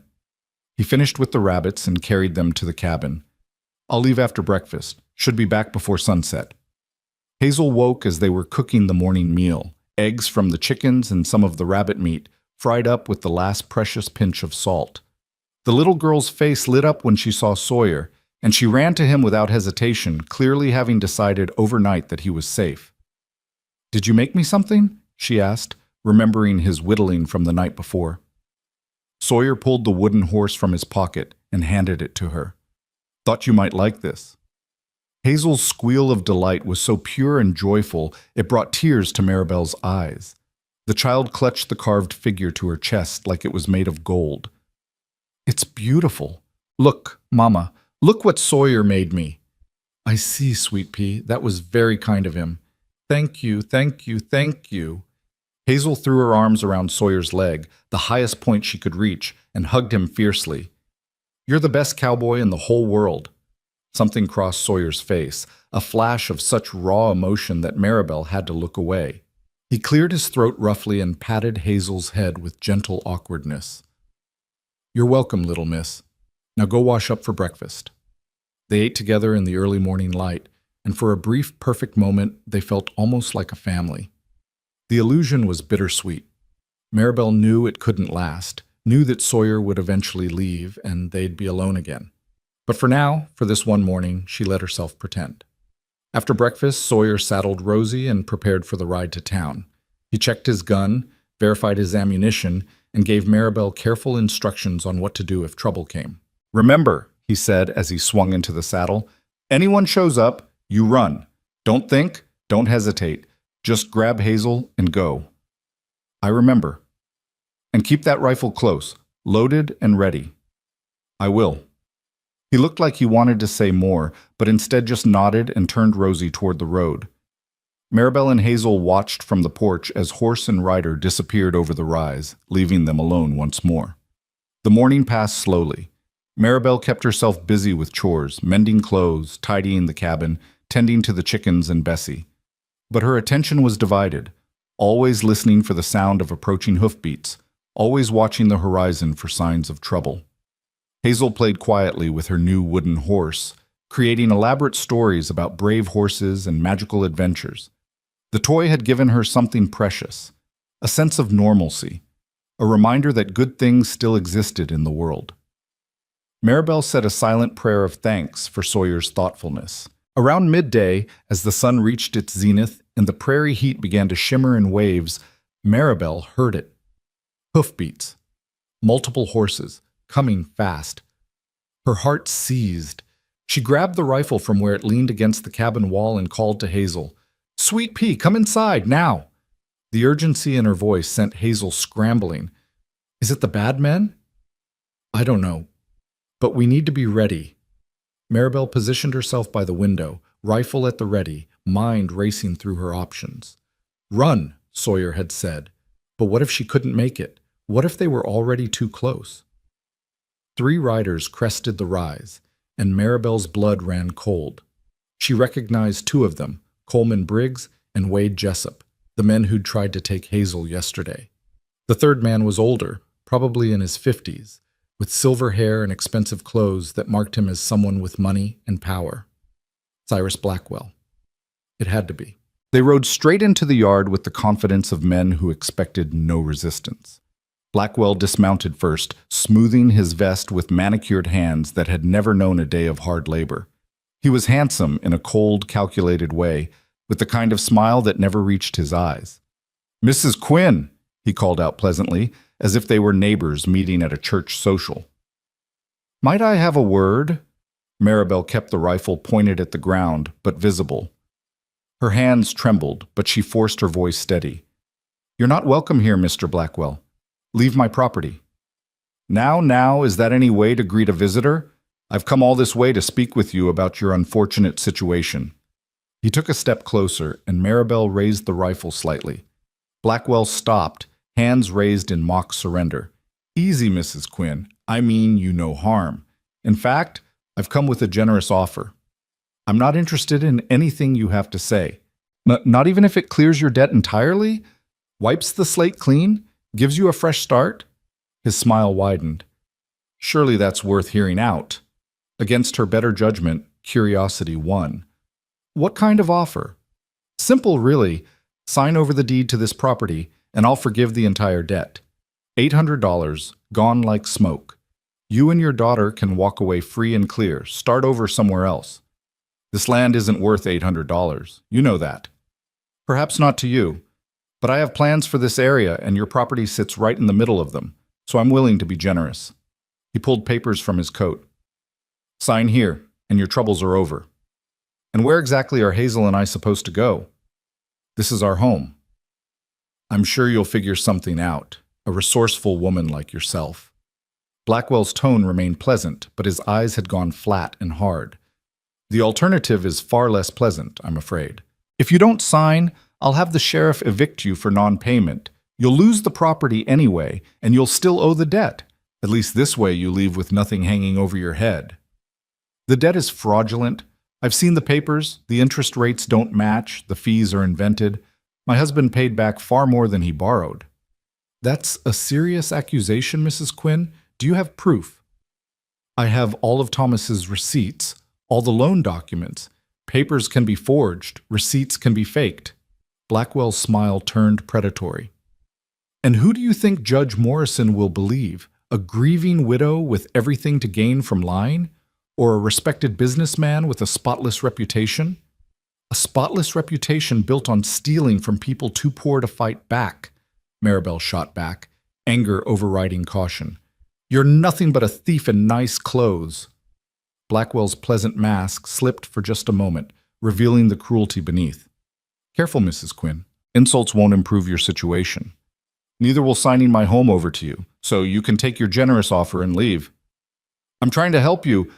You're trying to steal my land. Mama! Hazel's scream split the air. Maribel spun around to find Wade had somehow circled around to the cabin's back window. He'd reached through and grabbed Hazel, who kicked and fought against his grip. Without thinking, Maribel swung the rifle toward him. Let her go! Now, Mrs. Quinn, Blackwell said from behind her, his voice maddeningly calm. Let's not do anything rash. Wade, put the child down. Wade obeyed, but slowly, his message clear. They could reach Hazel whenever they wanted. Maribel was shaking so hard she could barely hold the rifle steady. She was outnumbered, outmatched, and they all knew it. Here's the reality of your situation, Blackwell continued, still standing in the yard. You're a widow with no money, no prospects, and no protection. Yesterday you got lucky. Some cowboy with a hero complex wandered by at the right moment. But he's not here now, is he?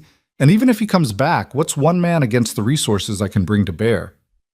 Sawyer won't let you, Sawyer Drummond? Blackwell laughed. I know all about Mr. Drummond, orphan, drifter, hired hand, no property, no connections, no future. You've tied your hopes to a man with nothing, Mrs. Quinn. How do you think that will end? Better than tying myself to you. Such spirit, I admire that, truly. But spirit doesn't fill empty bellies or keep roofs from leaking. Be practical. He held up the papers again. Sign over the property, take your daughter, and go somewhere you can actually build a life. Staying here is slow suicide. Get off my land! Mrs. Quinn, get off my land! Maribel raised the rifle to her shoulder, aiming directly at Blackwell's chest. Her finger rested on the trigger, and for one wild moment she considered pulling it. Considered ending this threat permanently? Consequences be damned. Blackwell saw the calculation in her eyes and took a careful step backward. Shooting me won't solve your problems. It'll just add murder to your troubles. Self-defense. You're trespassing, threatening my child. With 3 witnesses to say otherwise? He gestured to Coleman and Wade. They'll testify I came here peacefully with a business proposition and you opened fire without provocation. You'll hang, Mrs. Quinn. And what happens to your daughter then? She'll become a ward of the court, probably end up in an orphanage back east. Is that what you want? The image he painted was so horrible that Maribel's resolve wavered. The rifle dipped slightly. That's better. Blackwell's confidence returned. Now, let's be reasonable adults about this. I don't want to see you or your daughter hurt. I'm a businessman, not a monster. Sign the papers, and this all ends peacefully. No. The word came out stronger than Maribel felt. I don't care what you threaten or promise. This land was my husband's dream. It's all Hazel has left of her father. I won't sign it away to a man like you. Then you're a fool. The pleasant mask was gone now, replaced by cold fury. I've been patient, Mrs. Quinn, more patient than most men would be. But my patience is exhausted. You have 1 week to reconsider, 1 week to come to town, sign these papers, and accept my generosity. If you don't, he let the threat hang unfinished. If I don't, then I'll take the land anyway. I'll have the sheriff evict you for non-payment, and you'll leave with nothing. Not the land, not your possessions, nothing. You'll be destitute with a child to care for and nowhere to go. He climbed back onto his horse. 1 week, Mrs. Quinn. Use it wisely. The three men rode off at a leisurely pace, as if they had all the time in the world. Because they did, Maribel realized. They held all the power, all the cards. She was just one woman with a rifle and a child to protect. The moment they disappeared from view, her legs gave out. She sank to the porch steps, the rifle clattering beside her, and buried her face in her hands. Hazel rushed out and threw her arms around her mother's neck. "Mama, I was so scared. That bad man grabbed me again." "I know, Sweet Pea, I know." Maribel held her daughter tight, fighting back sobs. "But he's gone now. We're safe." "Are they going to come back?" The honest answer was yes, probably within a week if Blackwell's threat was real. But Maribel couldn't say that to her terrified daughter. "I don't know, baby. But whatever happens, Mama's going to keep you safe. I promise." It was another promise she wasn't sure she could keep. But what else could she do? She had no money, no allies except a cowboy she'd known for less than 2 days, and enemies with resources and connections she could never match. The smart thing would be to sign Blackwell's papers and leave. Take Hazel somewhere far from here and start over. But this land, this failing ranch, was all they had. Thomas had died trying to make it work. His dreams were buried in this soil, his hopes scattered across these empty fields. Walking away felt like betraying him, like saying his death meant nothing. Hours passed. Maribel kept Hazel close, the rifle always within reach, jumping at every sound. The afternoon sun crawled across the sky with agonizing slowness. Where was Sawyer? He should have been back by now. What if something had happened to him in town? What if Blackwell had sent men to intercept him? The questions spiraled through her mind, each more terrifying than the last, until she could barely breathe past the panic. She was imagining scenarios of Sawyer lying dead in an alley when she finally heard it. A single horse, moving at a steady trot. She grabbed the rifle and positioned herself defensively, only relaxing when she recognized Rosie's distinctive coloring. Sawyer rode into the yard with saddlebags bulging with supplies, looking tired but unharmed. Relief hit Maribel so hard she nearly dropped the rifle. Sawyer took one look at her face and was off his horse in an instant. "What happened?" The words tumbled out. Blackwell's visit, his threats, Wade grabbing Hazel through the window. Sawyer's expression grew darker with each detail, his jaw clenching until Maribel could see the muscle jumping beneath his skin. "He threatened to take everything," she finished, her voice breaking. "And I couldn't stop him. I had the rifle, I had the high ground, and I still couldn't stop him." "You did exactly right. If you'd shot him, you'd be in jail and Hazel would be alone." Sawyer gripped her shoulders gently. "Listen to me. Blackwell came here to intimidate you, to make you feel powerless. Don't let him succeed." "But he's right about everything. We have no money, no connections, no way to fight him. We have the truth, and we have each other." He released her shoulders and began unloading his saddlebags. "I bought supplies in town. Flour, beans, salt, sugar, some fabric for new clothes, and I sent a telegram to Marshal Hollister in Cheyenne." "You did what?" "Told him the situation, told him I had evidence of fraud. He's coming down to investigate." Sawyer pulled out a folded paper. "This is his reply. Says he'll be here in 3 days, 4 at most. Once he sees your loan documents and hears what Blackwell tried today, he'll have grounds for arrest." 3 days? Maribel's laugh was slightly hysterical. "Blackwell gave me a week. We just have to survive 3 more days." "We will, all of us." He hefted the bags of supplies. "Now let's get this food put away, and then I want to see those loan papers. I'm going to document everything, every fraudulent charge, every inflated interest rate, every invented fee. When the marshal arrives, I want to hand him an airtight case." They spent the rest of the afternoon organizing supplies and reviewing documents. Sawyer proved surprisingly methodical, creating a detailed ledger that tracked every discrepancy between what Thomas had actually borrowed and what Blackwell claimed was owed. The evidence was damning, clear proof of systematic fraud spanning months. "This is good," Sawyer said, reviewing his work. "Really good. Hollister will see this and know exactly what Blackwell's been doing. If we live long enough to show him." Maribel couldn't shake the feeling of impending doom. 3 days is a long time, Sawyer. Anything could happen." "Then we'll be ready for it." He stood and stretched. "I'm going to reinforce the cabin tonight. Bar the windows, secure the doors. And I'm sleeping inside from now on, not in the lean-to." "Inside?" Maribel's cheeks heated. That wouldn't be proper." "Neither is letting you and Hazel face danger alone because I was worried about propriety." His tone brooked no argument. "I'll sleep by the door, fully dressed, gun in hand. Nothing improper about a man defending his—" He stopped, seeming to realize what he'd been about to say. "Defending his what?" Maribel asked softly. "His friends," Sawyer finished, but something in his eyes suggested that wasn't quite the word he'd meant. "You and Hazel. I'm defending you, that's all that matters." That night, true to his word, Sawyer barricaded the cabin. He nailed boards across the windows from the inside, leaving only narrow slits to see through. He propped furniture against the door and created a defensive position where he could watch both entrances simultaneously. The cabin felt like a fortress, cramped and dark, but secure. Hazel found the whole thing exciting at first, treating it like an adventure game. But as darkness fell and the reality of their situation became clear, she grew quiet and clingy. Maribel held her close while Sawyer kept watch, his rifle across his knees, his attention never wavering. "Tell me about your ranch," Maribel said eventually, needing to fill the tense silence. "The double R where you work." "Not much to tell. It's a good spread, about 5,000 acres. Run by a man named Robert Reynolds and his son Robert Jr. That's where the double R comes from. They raise cattle mostly, some horses. I've been working there for 5 years, longest I've stayed anywhere since my family died." "Why there? What made you stay?" Sawyer was quiet for a moment. "The boss, Senior, he reminds me of my father. Fair, honest, treats his hands with respect.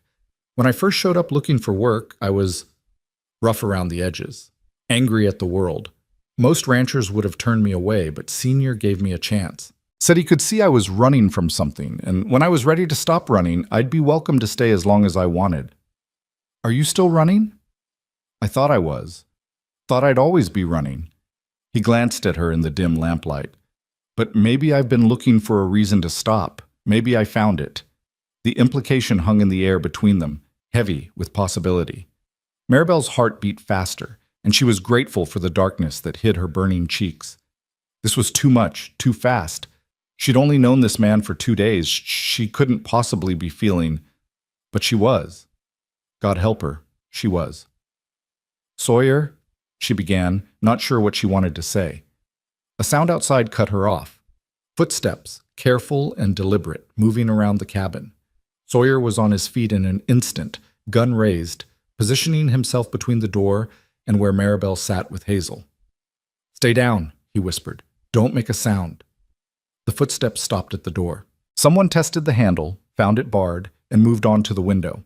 Maribel heard scraping sounds, as if someone was trying to remove the board Sawyer had nailed up. "I know you're in there, Drummond," Wade's voice called out. "Blackwell sent me with a message. You've got until tomorrow night to clear out. Leave, and nobody gets hurt. Stay, and we'll burn you out." Sawyer didn't respond. He just stood there, silent and ready, his gun trained on the window. "You hear me, Cowboy? Tomorrow night. Be smart about this." More footsteps, then the sound of a horse riding away. But Sawyer didn't relax his stance. He stayed frozen, listening for what felt like hours. Finally, he lowered his gun slightly. "He's gone, but he might have left someone watching. We need to be ready for anything." Maribel realized she was shaking. Hazel had buried her face against her mother's chest, silent tears soaking through the fabric. Tomorrow night. Less than 24 hours before Blackwell made good on his threats. "The marshal," Maribel whispered. "He'll never get here in time." "Then we hold out until he does. Whatever it takes." Sawyer returned to his position by the door. "Try to sleep, both of you. I'll keep watch. You can't stay awake all night. I've done it before. I'll do it again." His voice was iron. "Sleep, Maribel. You're going to need your strength for tomorrow." She wanted to argue, wanted to insist on sharing the watch, but exhaustion pulled at her like an anchor. She lay down with Hazel, fully clothed, the rifle within reach, and tried to rest. But sleep was elusive. Every creak of the cabin, every whisper of wind sent her jolting awake. And each time she opened her eyes, she saw Sawyer there, still as stone, watching over them, protecting them. Somewhere in the darkest hours of night, the terrible realization settled over her like a heavy blanket. Blackwell wouldn't wait. He'd come tomorrow, today, now, with dawn only hours away. And when he came, it would be with enough men to overwhelm even Sawyer's determination. They were going to lose everything, the ranch, their home, possibly their lives, unless they fought back with everything they had. And as the first gray light of dawn began to seep through the cracks in the boarded windows, Maribel made a decision. If Cyrus Blackwell wanted a fight, then by God she'd give him one. The first rays of sunlight found Maribel already awake, sitting at the table with Thomas's tin box open before her. She'd been thinking all night, turning the problem over and over in her mind, like a puzzle with pieces that refused to fit. Sawyer dozed lightly by the door, his body positioned so he'd wake at the slightest sound. Hazel still slept, exhausted by fear and the constant tension of the past 2 days. Maribel pulled out the loan documents again, studying them in the growing light.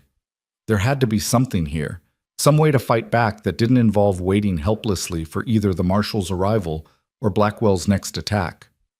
Her eyes scanned the signatures, the witness marks, the official-looking stamps that gave the fraudulent papers an air of legitimacy. Then she saw it. A detail she'd missed before, hidden in the fine print at the bottom of the contract. The loan had been witnessed by someone named Martha Henley, whose signature appeared neat and precise beneath Thomas's shaky scrawl. Maribel didn't recognize the name, but something about it tugged at her memory. "Sawyer," she whispered, not wanting to wake Hazel. "Sawyer, wake up!" He was alert instantly, hand going to his gun. "What is it? They coming?" "No, look at this." She pointed to the signature. "Martha Henley. She witnessed the original loan. Do you know who that is?" Sawyer leaned closer, squinting at the signature. His expression shifted from confusion to recognition. "Henley. Yeah, I know that name. There's a boarding house in Bitter Creek run by a widow named Martha Henley. Respectable woman, runs a clean establishment. Why? Because if she witnessed this document, she'd have been there when Thomas signed it. She'd know what the actual terms were, what interest rate was agreed upon." Maribel's excitement grew. She could testify that these papers have been altered. If she's willing to go against Blackwell, that's a big if, Maribel. He's got power in that town, but she's not dependent on him for her livelihood. A boarding house owner, she'd have income from travelers, from cowboys passing through. She wouldn't be as vulnerable to his pressure as someone who owes him money. Maribel stood, her decision made. "I need to talk to her. Before Blackwell comes tonight, I need to get her statement." "You can't go into town. It's too dangerous." "Then you go. Ride to Bitter Creek, find Martha Henley, ask her what she remembers." Maribel gripped his arm.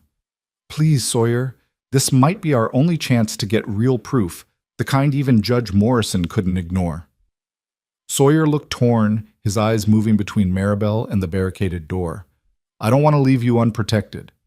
We'll go to the Henderson place like you suggested. Mrs. Henderson is kind. She'll take us in for a few hours. You can ride to town, talk to Martha Henley, and come back with her testimony.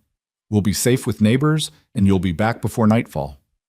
"What if Blackwell's men are watching? What if they follow you to the Hendersons? Then at least we won't be alone. Please, Sawyer. We can't just sit here waiting for them to burn us out. We have to fight back." He studied her face for a long moment, and Maribel saw the moment he made his decision. "All right, but we do this smart. I'll escort you to the Hendersons first, make sure you're safe, then ride to town. And you stay there until I come back, understand? No matter what you hear, no matter what you think is happening at your property, you stay put." "I promise." They woke Hazel gently and explained the plan in simple terms. They were going to visit Mrs. Henderson while Sawyer ran an errand. The little girl accepted this with the resilience of childhood, apparently convinced that as long as Sawyer was involved, everything would be all right. The ride to the Henderson place was tense. Sawyer rode Rosie while Maribel and Hazel perched behind him. Maribel's arms wrapped around his waist and Hazel sandwiched between them. Every shadow seemed threatening, every distant sound potentially dangerous, but they reached the neighboring ranch without incident. Ida Henderson was a sturdy woman in her 60s, weathered by prairie life but with kind eyes and capable hands. She took one look at Maribel's haggard face and Hazel's frightened expression and ushered them inside without questions. "You're in some kind of trouble," she stated, rather than asked once they were settled in her kitchen with cups of tea. Maribel explained everything: Thomas's death, the loan, Blackwell's attempts to take Hazel, Sawyer's intervention. Ida listened with growing fury, her mouth pressing into a thin line. "That snake," she finally said. "Cyrus Blackwell's been preying on desperate folks for years, but taking a child? That's beyond the pale, even for him." She turned to Sawyer. "You're a good man standing up for them like this. Your mama raised you right." "Yes, ma'am, she tried to." Sawyer stood, his hat in his hands. "Mrs. Henderson, I need to ride into town for a few hours. Would you keep them safe?" "Of course I will. My husband James is out checking the north fence, but he'll be back by noon.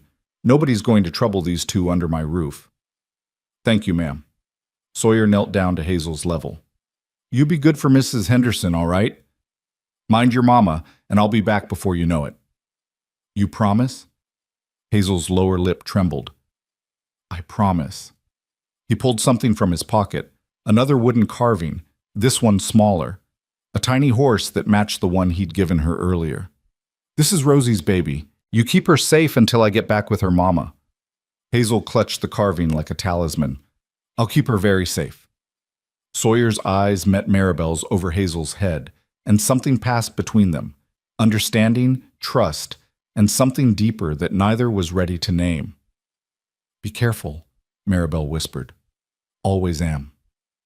Then he was gone, Rosie's hoofbeats fading into the distance. The morning dragged by with agonizing slowness. Ida kept them busy with small tasks, helping prepare lunch, mending some clothes, entertaining Hazel with stories, but Maribel couldn't stop watching the window, couldn't stop imagining all the things that could go wrong. What if Blackwell's men intercepted Sawyer on the road? What if Martha Henley refused to help? What if this was all for nothing and they'd still end up losing everything? Around noon, James Henderson returned, a tall, taciturn man who said little but exuded quiet competence. Ida filled him in on the situation, and his response was to retrieve his rifle and position himself on the porch, where he had a clear view of the road. "Nobody's taking children from my neighbors," was all he said, but the steel in his voice made it clear he meant it. The afternoon sun climbed higher, and still Sawyer didn't return. 1 hour passed, then 2, then 3. Maribel's anxiety grew with each passing minute. What if something had happened? What if he wasn't coming back? "He'll be here," Ida said, reading her expression. "That young man has the look of someone who keeps his promises. He'll be here." But the sun was sinking toward the horizon when they finally heard hoofbeats. Maribel rushed to the window, relief flooding through her when she recognized Rosie. But Sawyer wasn't alone. There was a woman riding behind him, older, with silver-streaked hair and a determined set to her jaw.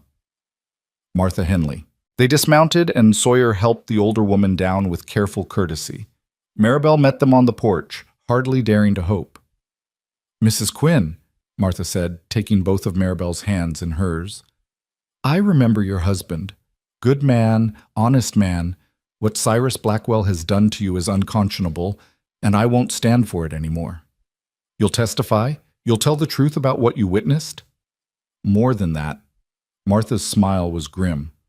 "I brought the original ledger from when your husband signed that loan. I keep copies of all documents I witness. Learned that lesson years ago when a dispute nearly cost me my business.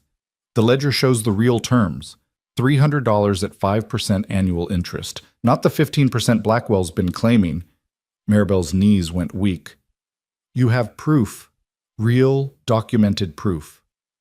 "I do. And I'll testify to it before the marshal, before a judge, before God himself, if need be." Martha's voice hardened. "Cyrus Blackwell threatened my business once when I wouldn't falsify records for him. I've been too scared to speak up until now, but no more. What he tried to do to your daughter, taking a child over a fraudulent debt, that's where I draw the line."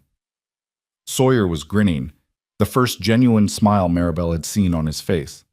"There's more. I stopped by the telegraph office and sent another message to Marshal Hollister. Told him we had a witness and documentation. He sent back saying he's riding through the night. He'll be here by dawn tomorrow instead of waiting another 3 days." "Tomorrow?" Maribel could barely process the information. But Blackwell's deadline is tonight. He'll come with his men. Try to burn us out. Let him try, James Henderson spoke up from where he'd been listening silently. Ida and I will stand with you. My brother lives 2 miles south. I'll send word to him. Between all of us, we can hold off Blackwell until the marshal arrives. I can't ask you to risk your lives. You're not asking. We're offering. Ida's voice was firm. This is what neighbors do. We stand together against bullies and thieves. Always have, always will. Maribel felt tears streaming down her face. Not tears of fear this time, but tears of gratitude and hope. She wasn't alone anymore. She had allies, friends, people willing to fight beside her. Thank you, she whispered. Thank you all. Don't thank us yet, James said pragmatically. We've got a long night ahead. Sawyer, help me fortify the Quinn place. If Blackwell's coming, we'll be ready for him. They rode back to Maribel's ranch as the sun touched the horizon, painting the sky in shades of crimson and gold. James had brought his brother Henry and 2 ranch hands, all armed and grim-faced. Martha Henley insisted on coming too, declaring that her testimony was too important to risk leaving at the boarding house. The cabin and its surroundings were transformed into a defensive position. The men reinforced the barricades, positioned themselves at strategic points, and made sure everyone had clear fields of fire. Ida took charge of Hazel, keeping the little girl calm and distracted with stories while the adults prepared for battle. As darkness fell, an eerie quiet settled over the prairie. Somewhere in the distance, a coyote howled. The wind whispered through the sagebrush, and everyone waited. Maribel stood by the cabin window, rifle in hand, positioned beside Sawyer. What if they don't come? She asked quietly. They'll come. Men like Blackwell don't make threats they don't intend to keep. It's about power. If he backs down now, he loses credibility. Sawyer checked his ammunition for the 3rd time. But he's going to get a surprise when he finds us ready for him. I'm scared. Good. Fear keeps you sharp. He glanced at her in the lamplight. But don't let it control you. When they come, you focus on protecting Hazel. That's all that matters. Everything else is just noise. What about protecting you? What if you... She couldn't finish the sentence. I'll be fine. I've been in worse scrapes than this. His hand found hers in the darkness, squeezed gently. But Maribel, if something does happen to me, you promise me you'll take that ledger and Martha's testimony straight to the marshal. Promise me you won't give up.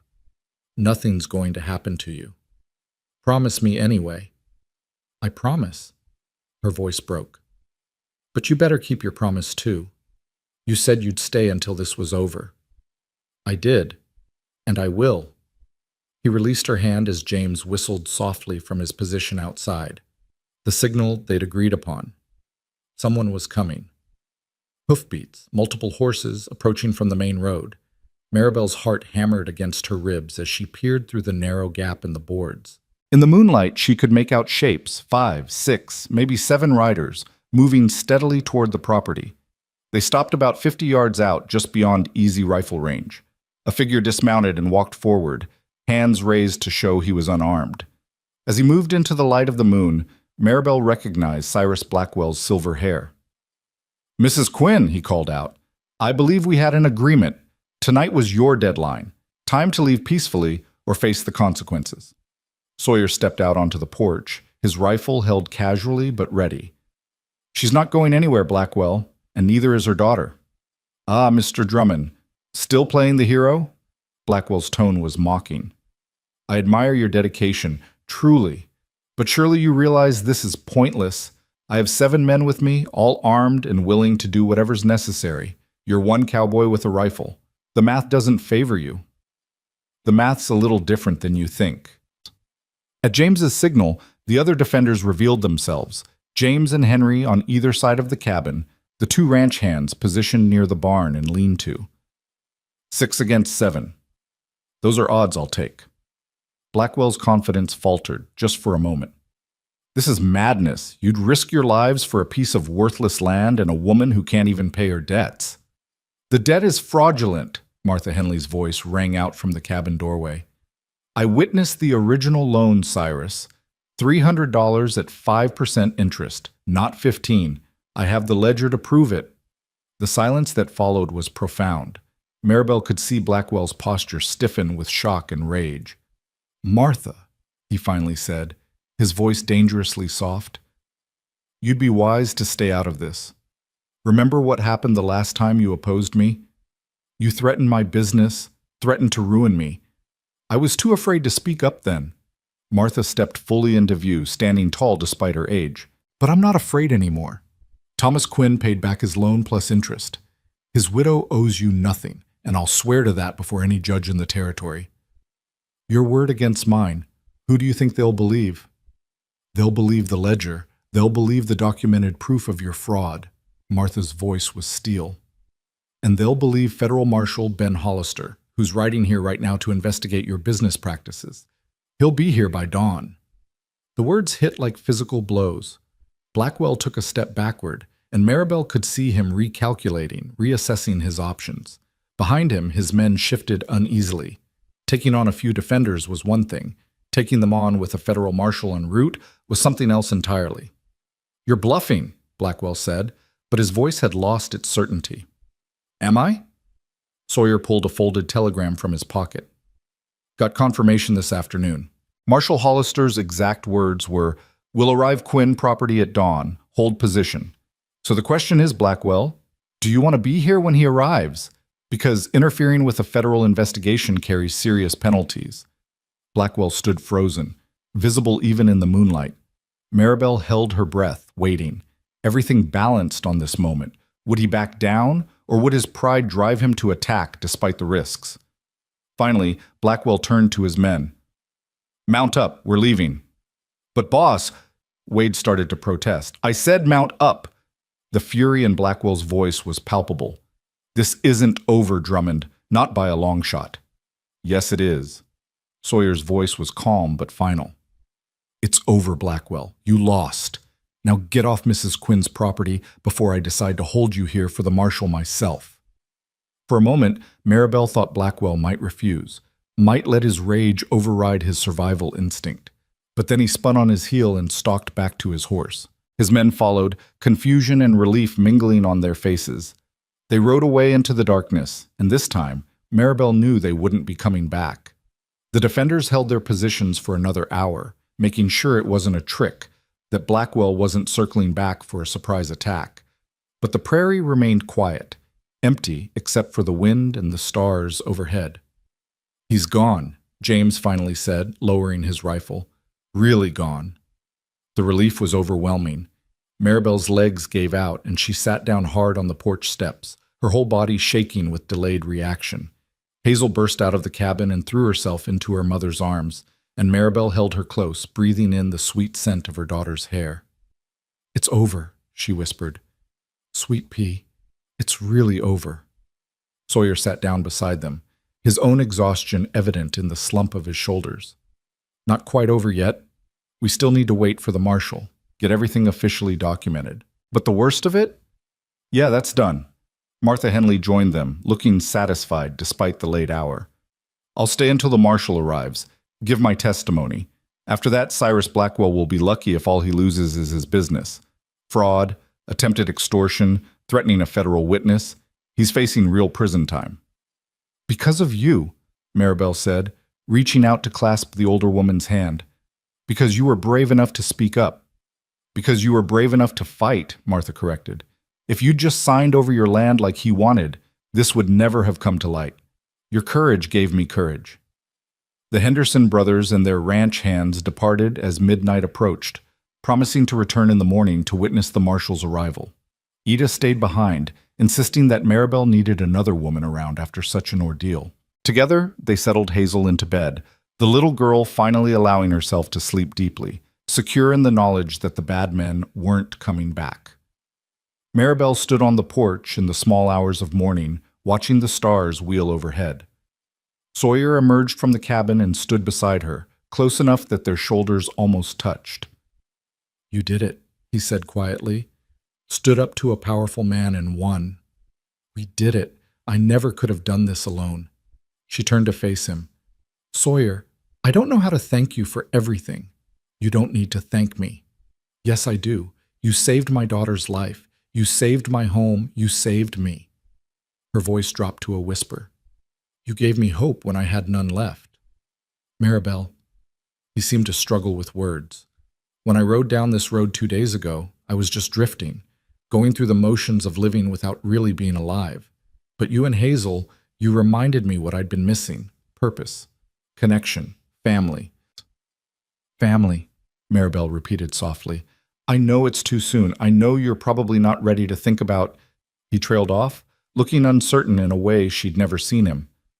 But when this is all settled, when the marshal's done his investigation and Blackwell's in custody, I'd like to stay. If you'll have me. Not as a hired hand, but as what? Her heart was pounding. As someone who cares about you, about Hazel. As someone who wants to help you rebuild this ranch and make it into what Thomas dreamed it could be. He took off his hat, turning it in his hands nervously. As someone who maybe, eventually, if you're willing, could be more than just a friend. Maribel felt tears on her cheeks, but these were tears of joy. I'd like that. Hazel would like that too. She already thinks you hung the moon. What about you? His eyes searched hers. What do you think? Instead of answering with words, Maribel stepped closer and rested her head against his chest, feeling his arms come around her carefully, protectively. They stood like that in the darkness, two wounded souls who'd found each other at exactly the right moment. I think, she finally said, that sometimes God sends angels when we need them most. And sometimes those angels look like cowboys on horses named Rosie. His laugh rumbled through his chest. First time anyone's called me an angel. Well, you're mine. Hazel's too. She pulled back just enough to look up at him. And yes, Sawyer Drummond, when this is all over, I'd very much like you to stay. Dawn broke clear and beautiful across the Wyoming prairie, painting the world in shades of gold and promise. True to his word, Marshal Ben Hollister arrived just as the sun crested the horizon, accompanied by 2 deputy marshals and an air of absolute authority. He listened to their testimonies, examined Martha's ledger, reviewed the loan documents with a trained eye. His face grew progressively grimmer as the extent of Blackwell's fraud became clear. I'll need you all to come into Bitter Creek and make formal statements, he said finally. Mrs. Henley, your testimony is particularly crucial. Mrs. Quinn, I'll need copies of all your husband's payment receipts and the original loan papers. What will happen to Blackwell? Maribel asked. He'll be arrested and charged with fraud, extortion, and attempted kidnapping. The evidence is overwhelming. Hollister's smile was grim. He's going to prison for a long time, and every fraudulent loan he's made will be reviewed and corrected. You're not his only victim, Mrs. Quinn. There are probably dozens of people he's been robbing for years. By midday, Cyrus Blackwell was in custody, his protests of innocence falling on deaf ears. Sheriff Tucker, faced with the choice of cooperating with the federal investigation or being charged as an accomplice, suddenly remembered numerous complaints about Blackwell he'd previously ignored. The wheels of justice, once set in motion, turned with surprising speed. Within a week, Blackwell's entire operation had been dismantled. Maribel's debt was officially declared null and void. More than that, based on Thomas's payment receipts, the court determined that Blackwell actually owed her money, nearly $200 that had been paid but never properly credited. With that money, plus the supplies Sawyer had purchased and his help with the heavy work, the ranch began to transform. They planted a late garden that would provide vegetables for winter. Sawyer fixed the irrigation channels Thomas had dug, and water flowed where before there'd been only dust. The 3 chickens multiplied to a dozen. They bought a young horse for Hazel, who named her Rosie Jr. and loved her with the fierce devotion only a child could muster. And through it all, slowly but surely, Maribel and Sawyer built something stronger than a ranch. They built a family. 6 months after that terrible morning when Coleman and Wade had tried to take Hazel, Maribel stood in her cabin, now expanded with a second room and a proper kitchen, and watched Sawyer teach her daughter to braid rope. The scene was so perfectly domestic, so beautifully ordinary, that it made her heart ache with gratitude. Sawyer had officially given notice at the Double R, though he still helped out during cattle drives. The rest of his time was spent here, working the ranch alongside Maribel, building it into something sustainable and profitable. They'd become partners in every sense that mattered, though they'd yet to formalize it with a wedding. That would come in time, Maribel knew. There was no rush. They had all the time in the world. "Mama, look!"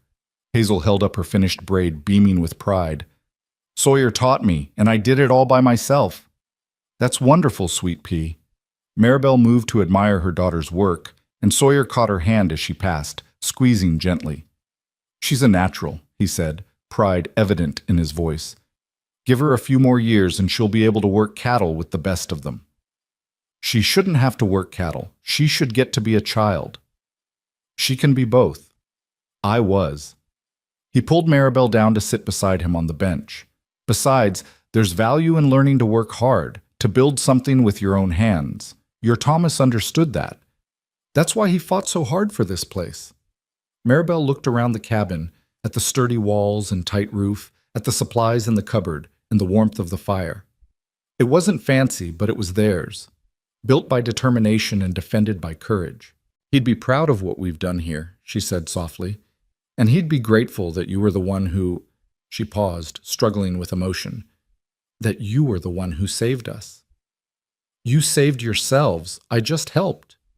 "You did more than help, Sawyer. You gave us a future."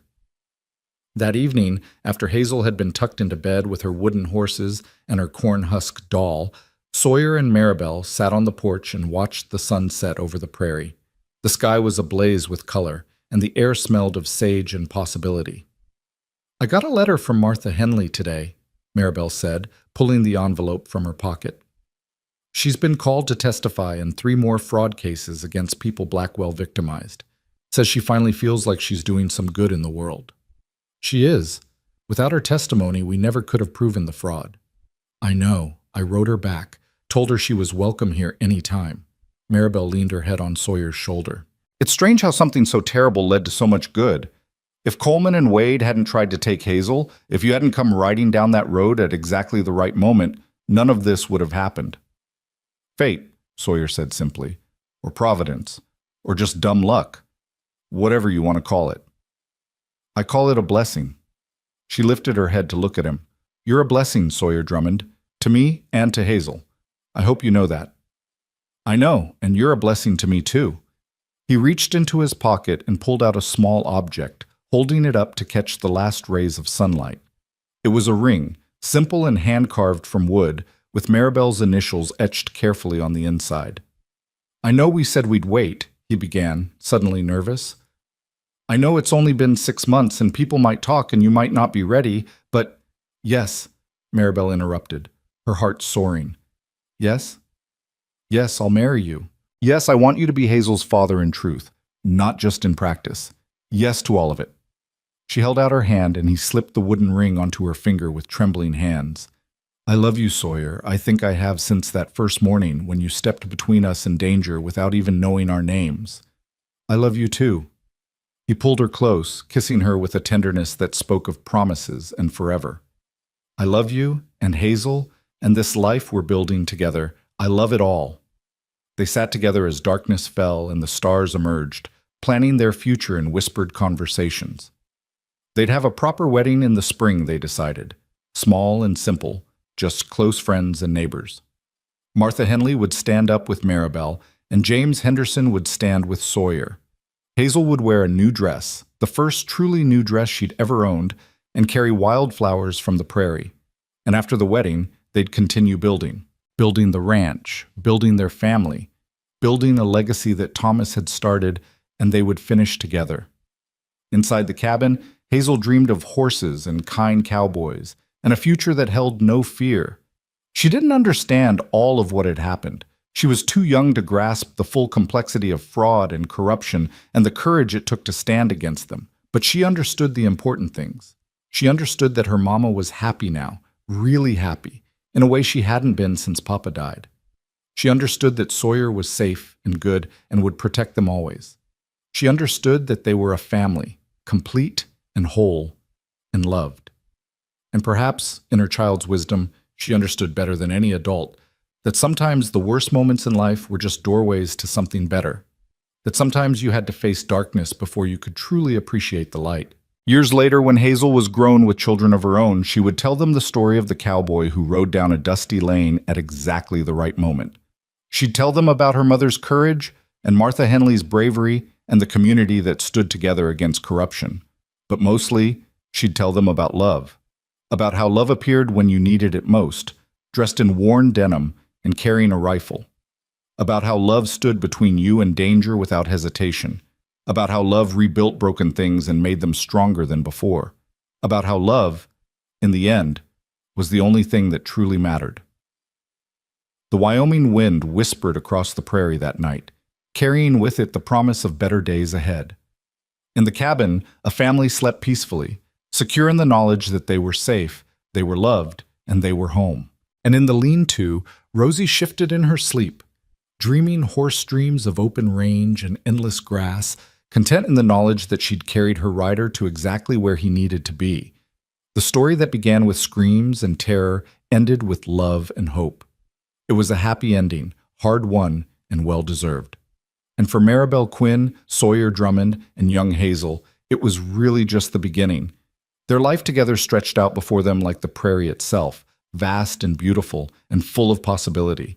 There would be challenges ahead, certainly, hard winters and dry summers, setbacks and struggles, but they would face them together, as a family. And that made all the difference. Because sometimes, when you're at your lowest point, when you think all hope is lost and darkness has won, a stranger rides into your life and changes everything. Sometimes that stranger sees you, really sees you, and decides that your fight is worth joining. And sometimes, just sometimes, that stranger stays forever.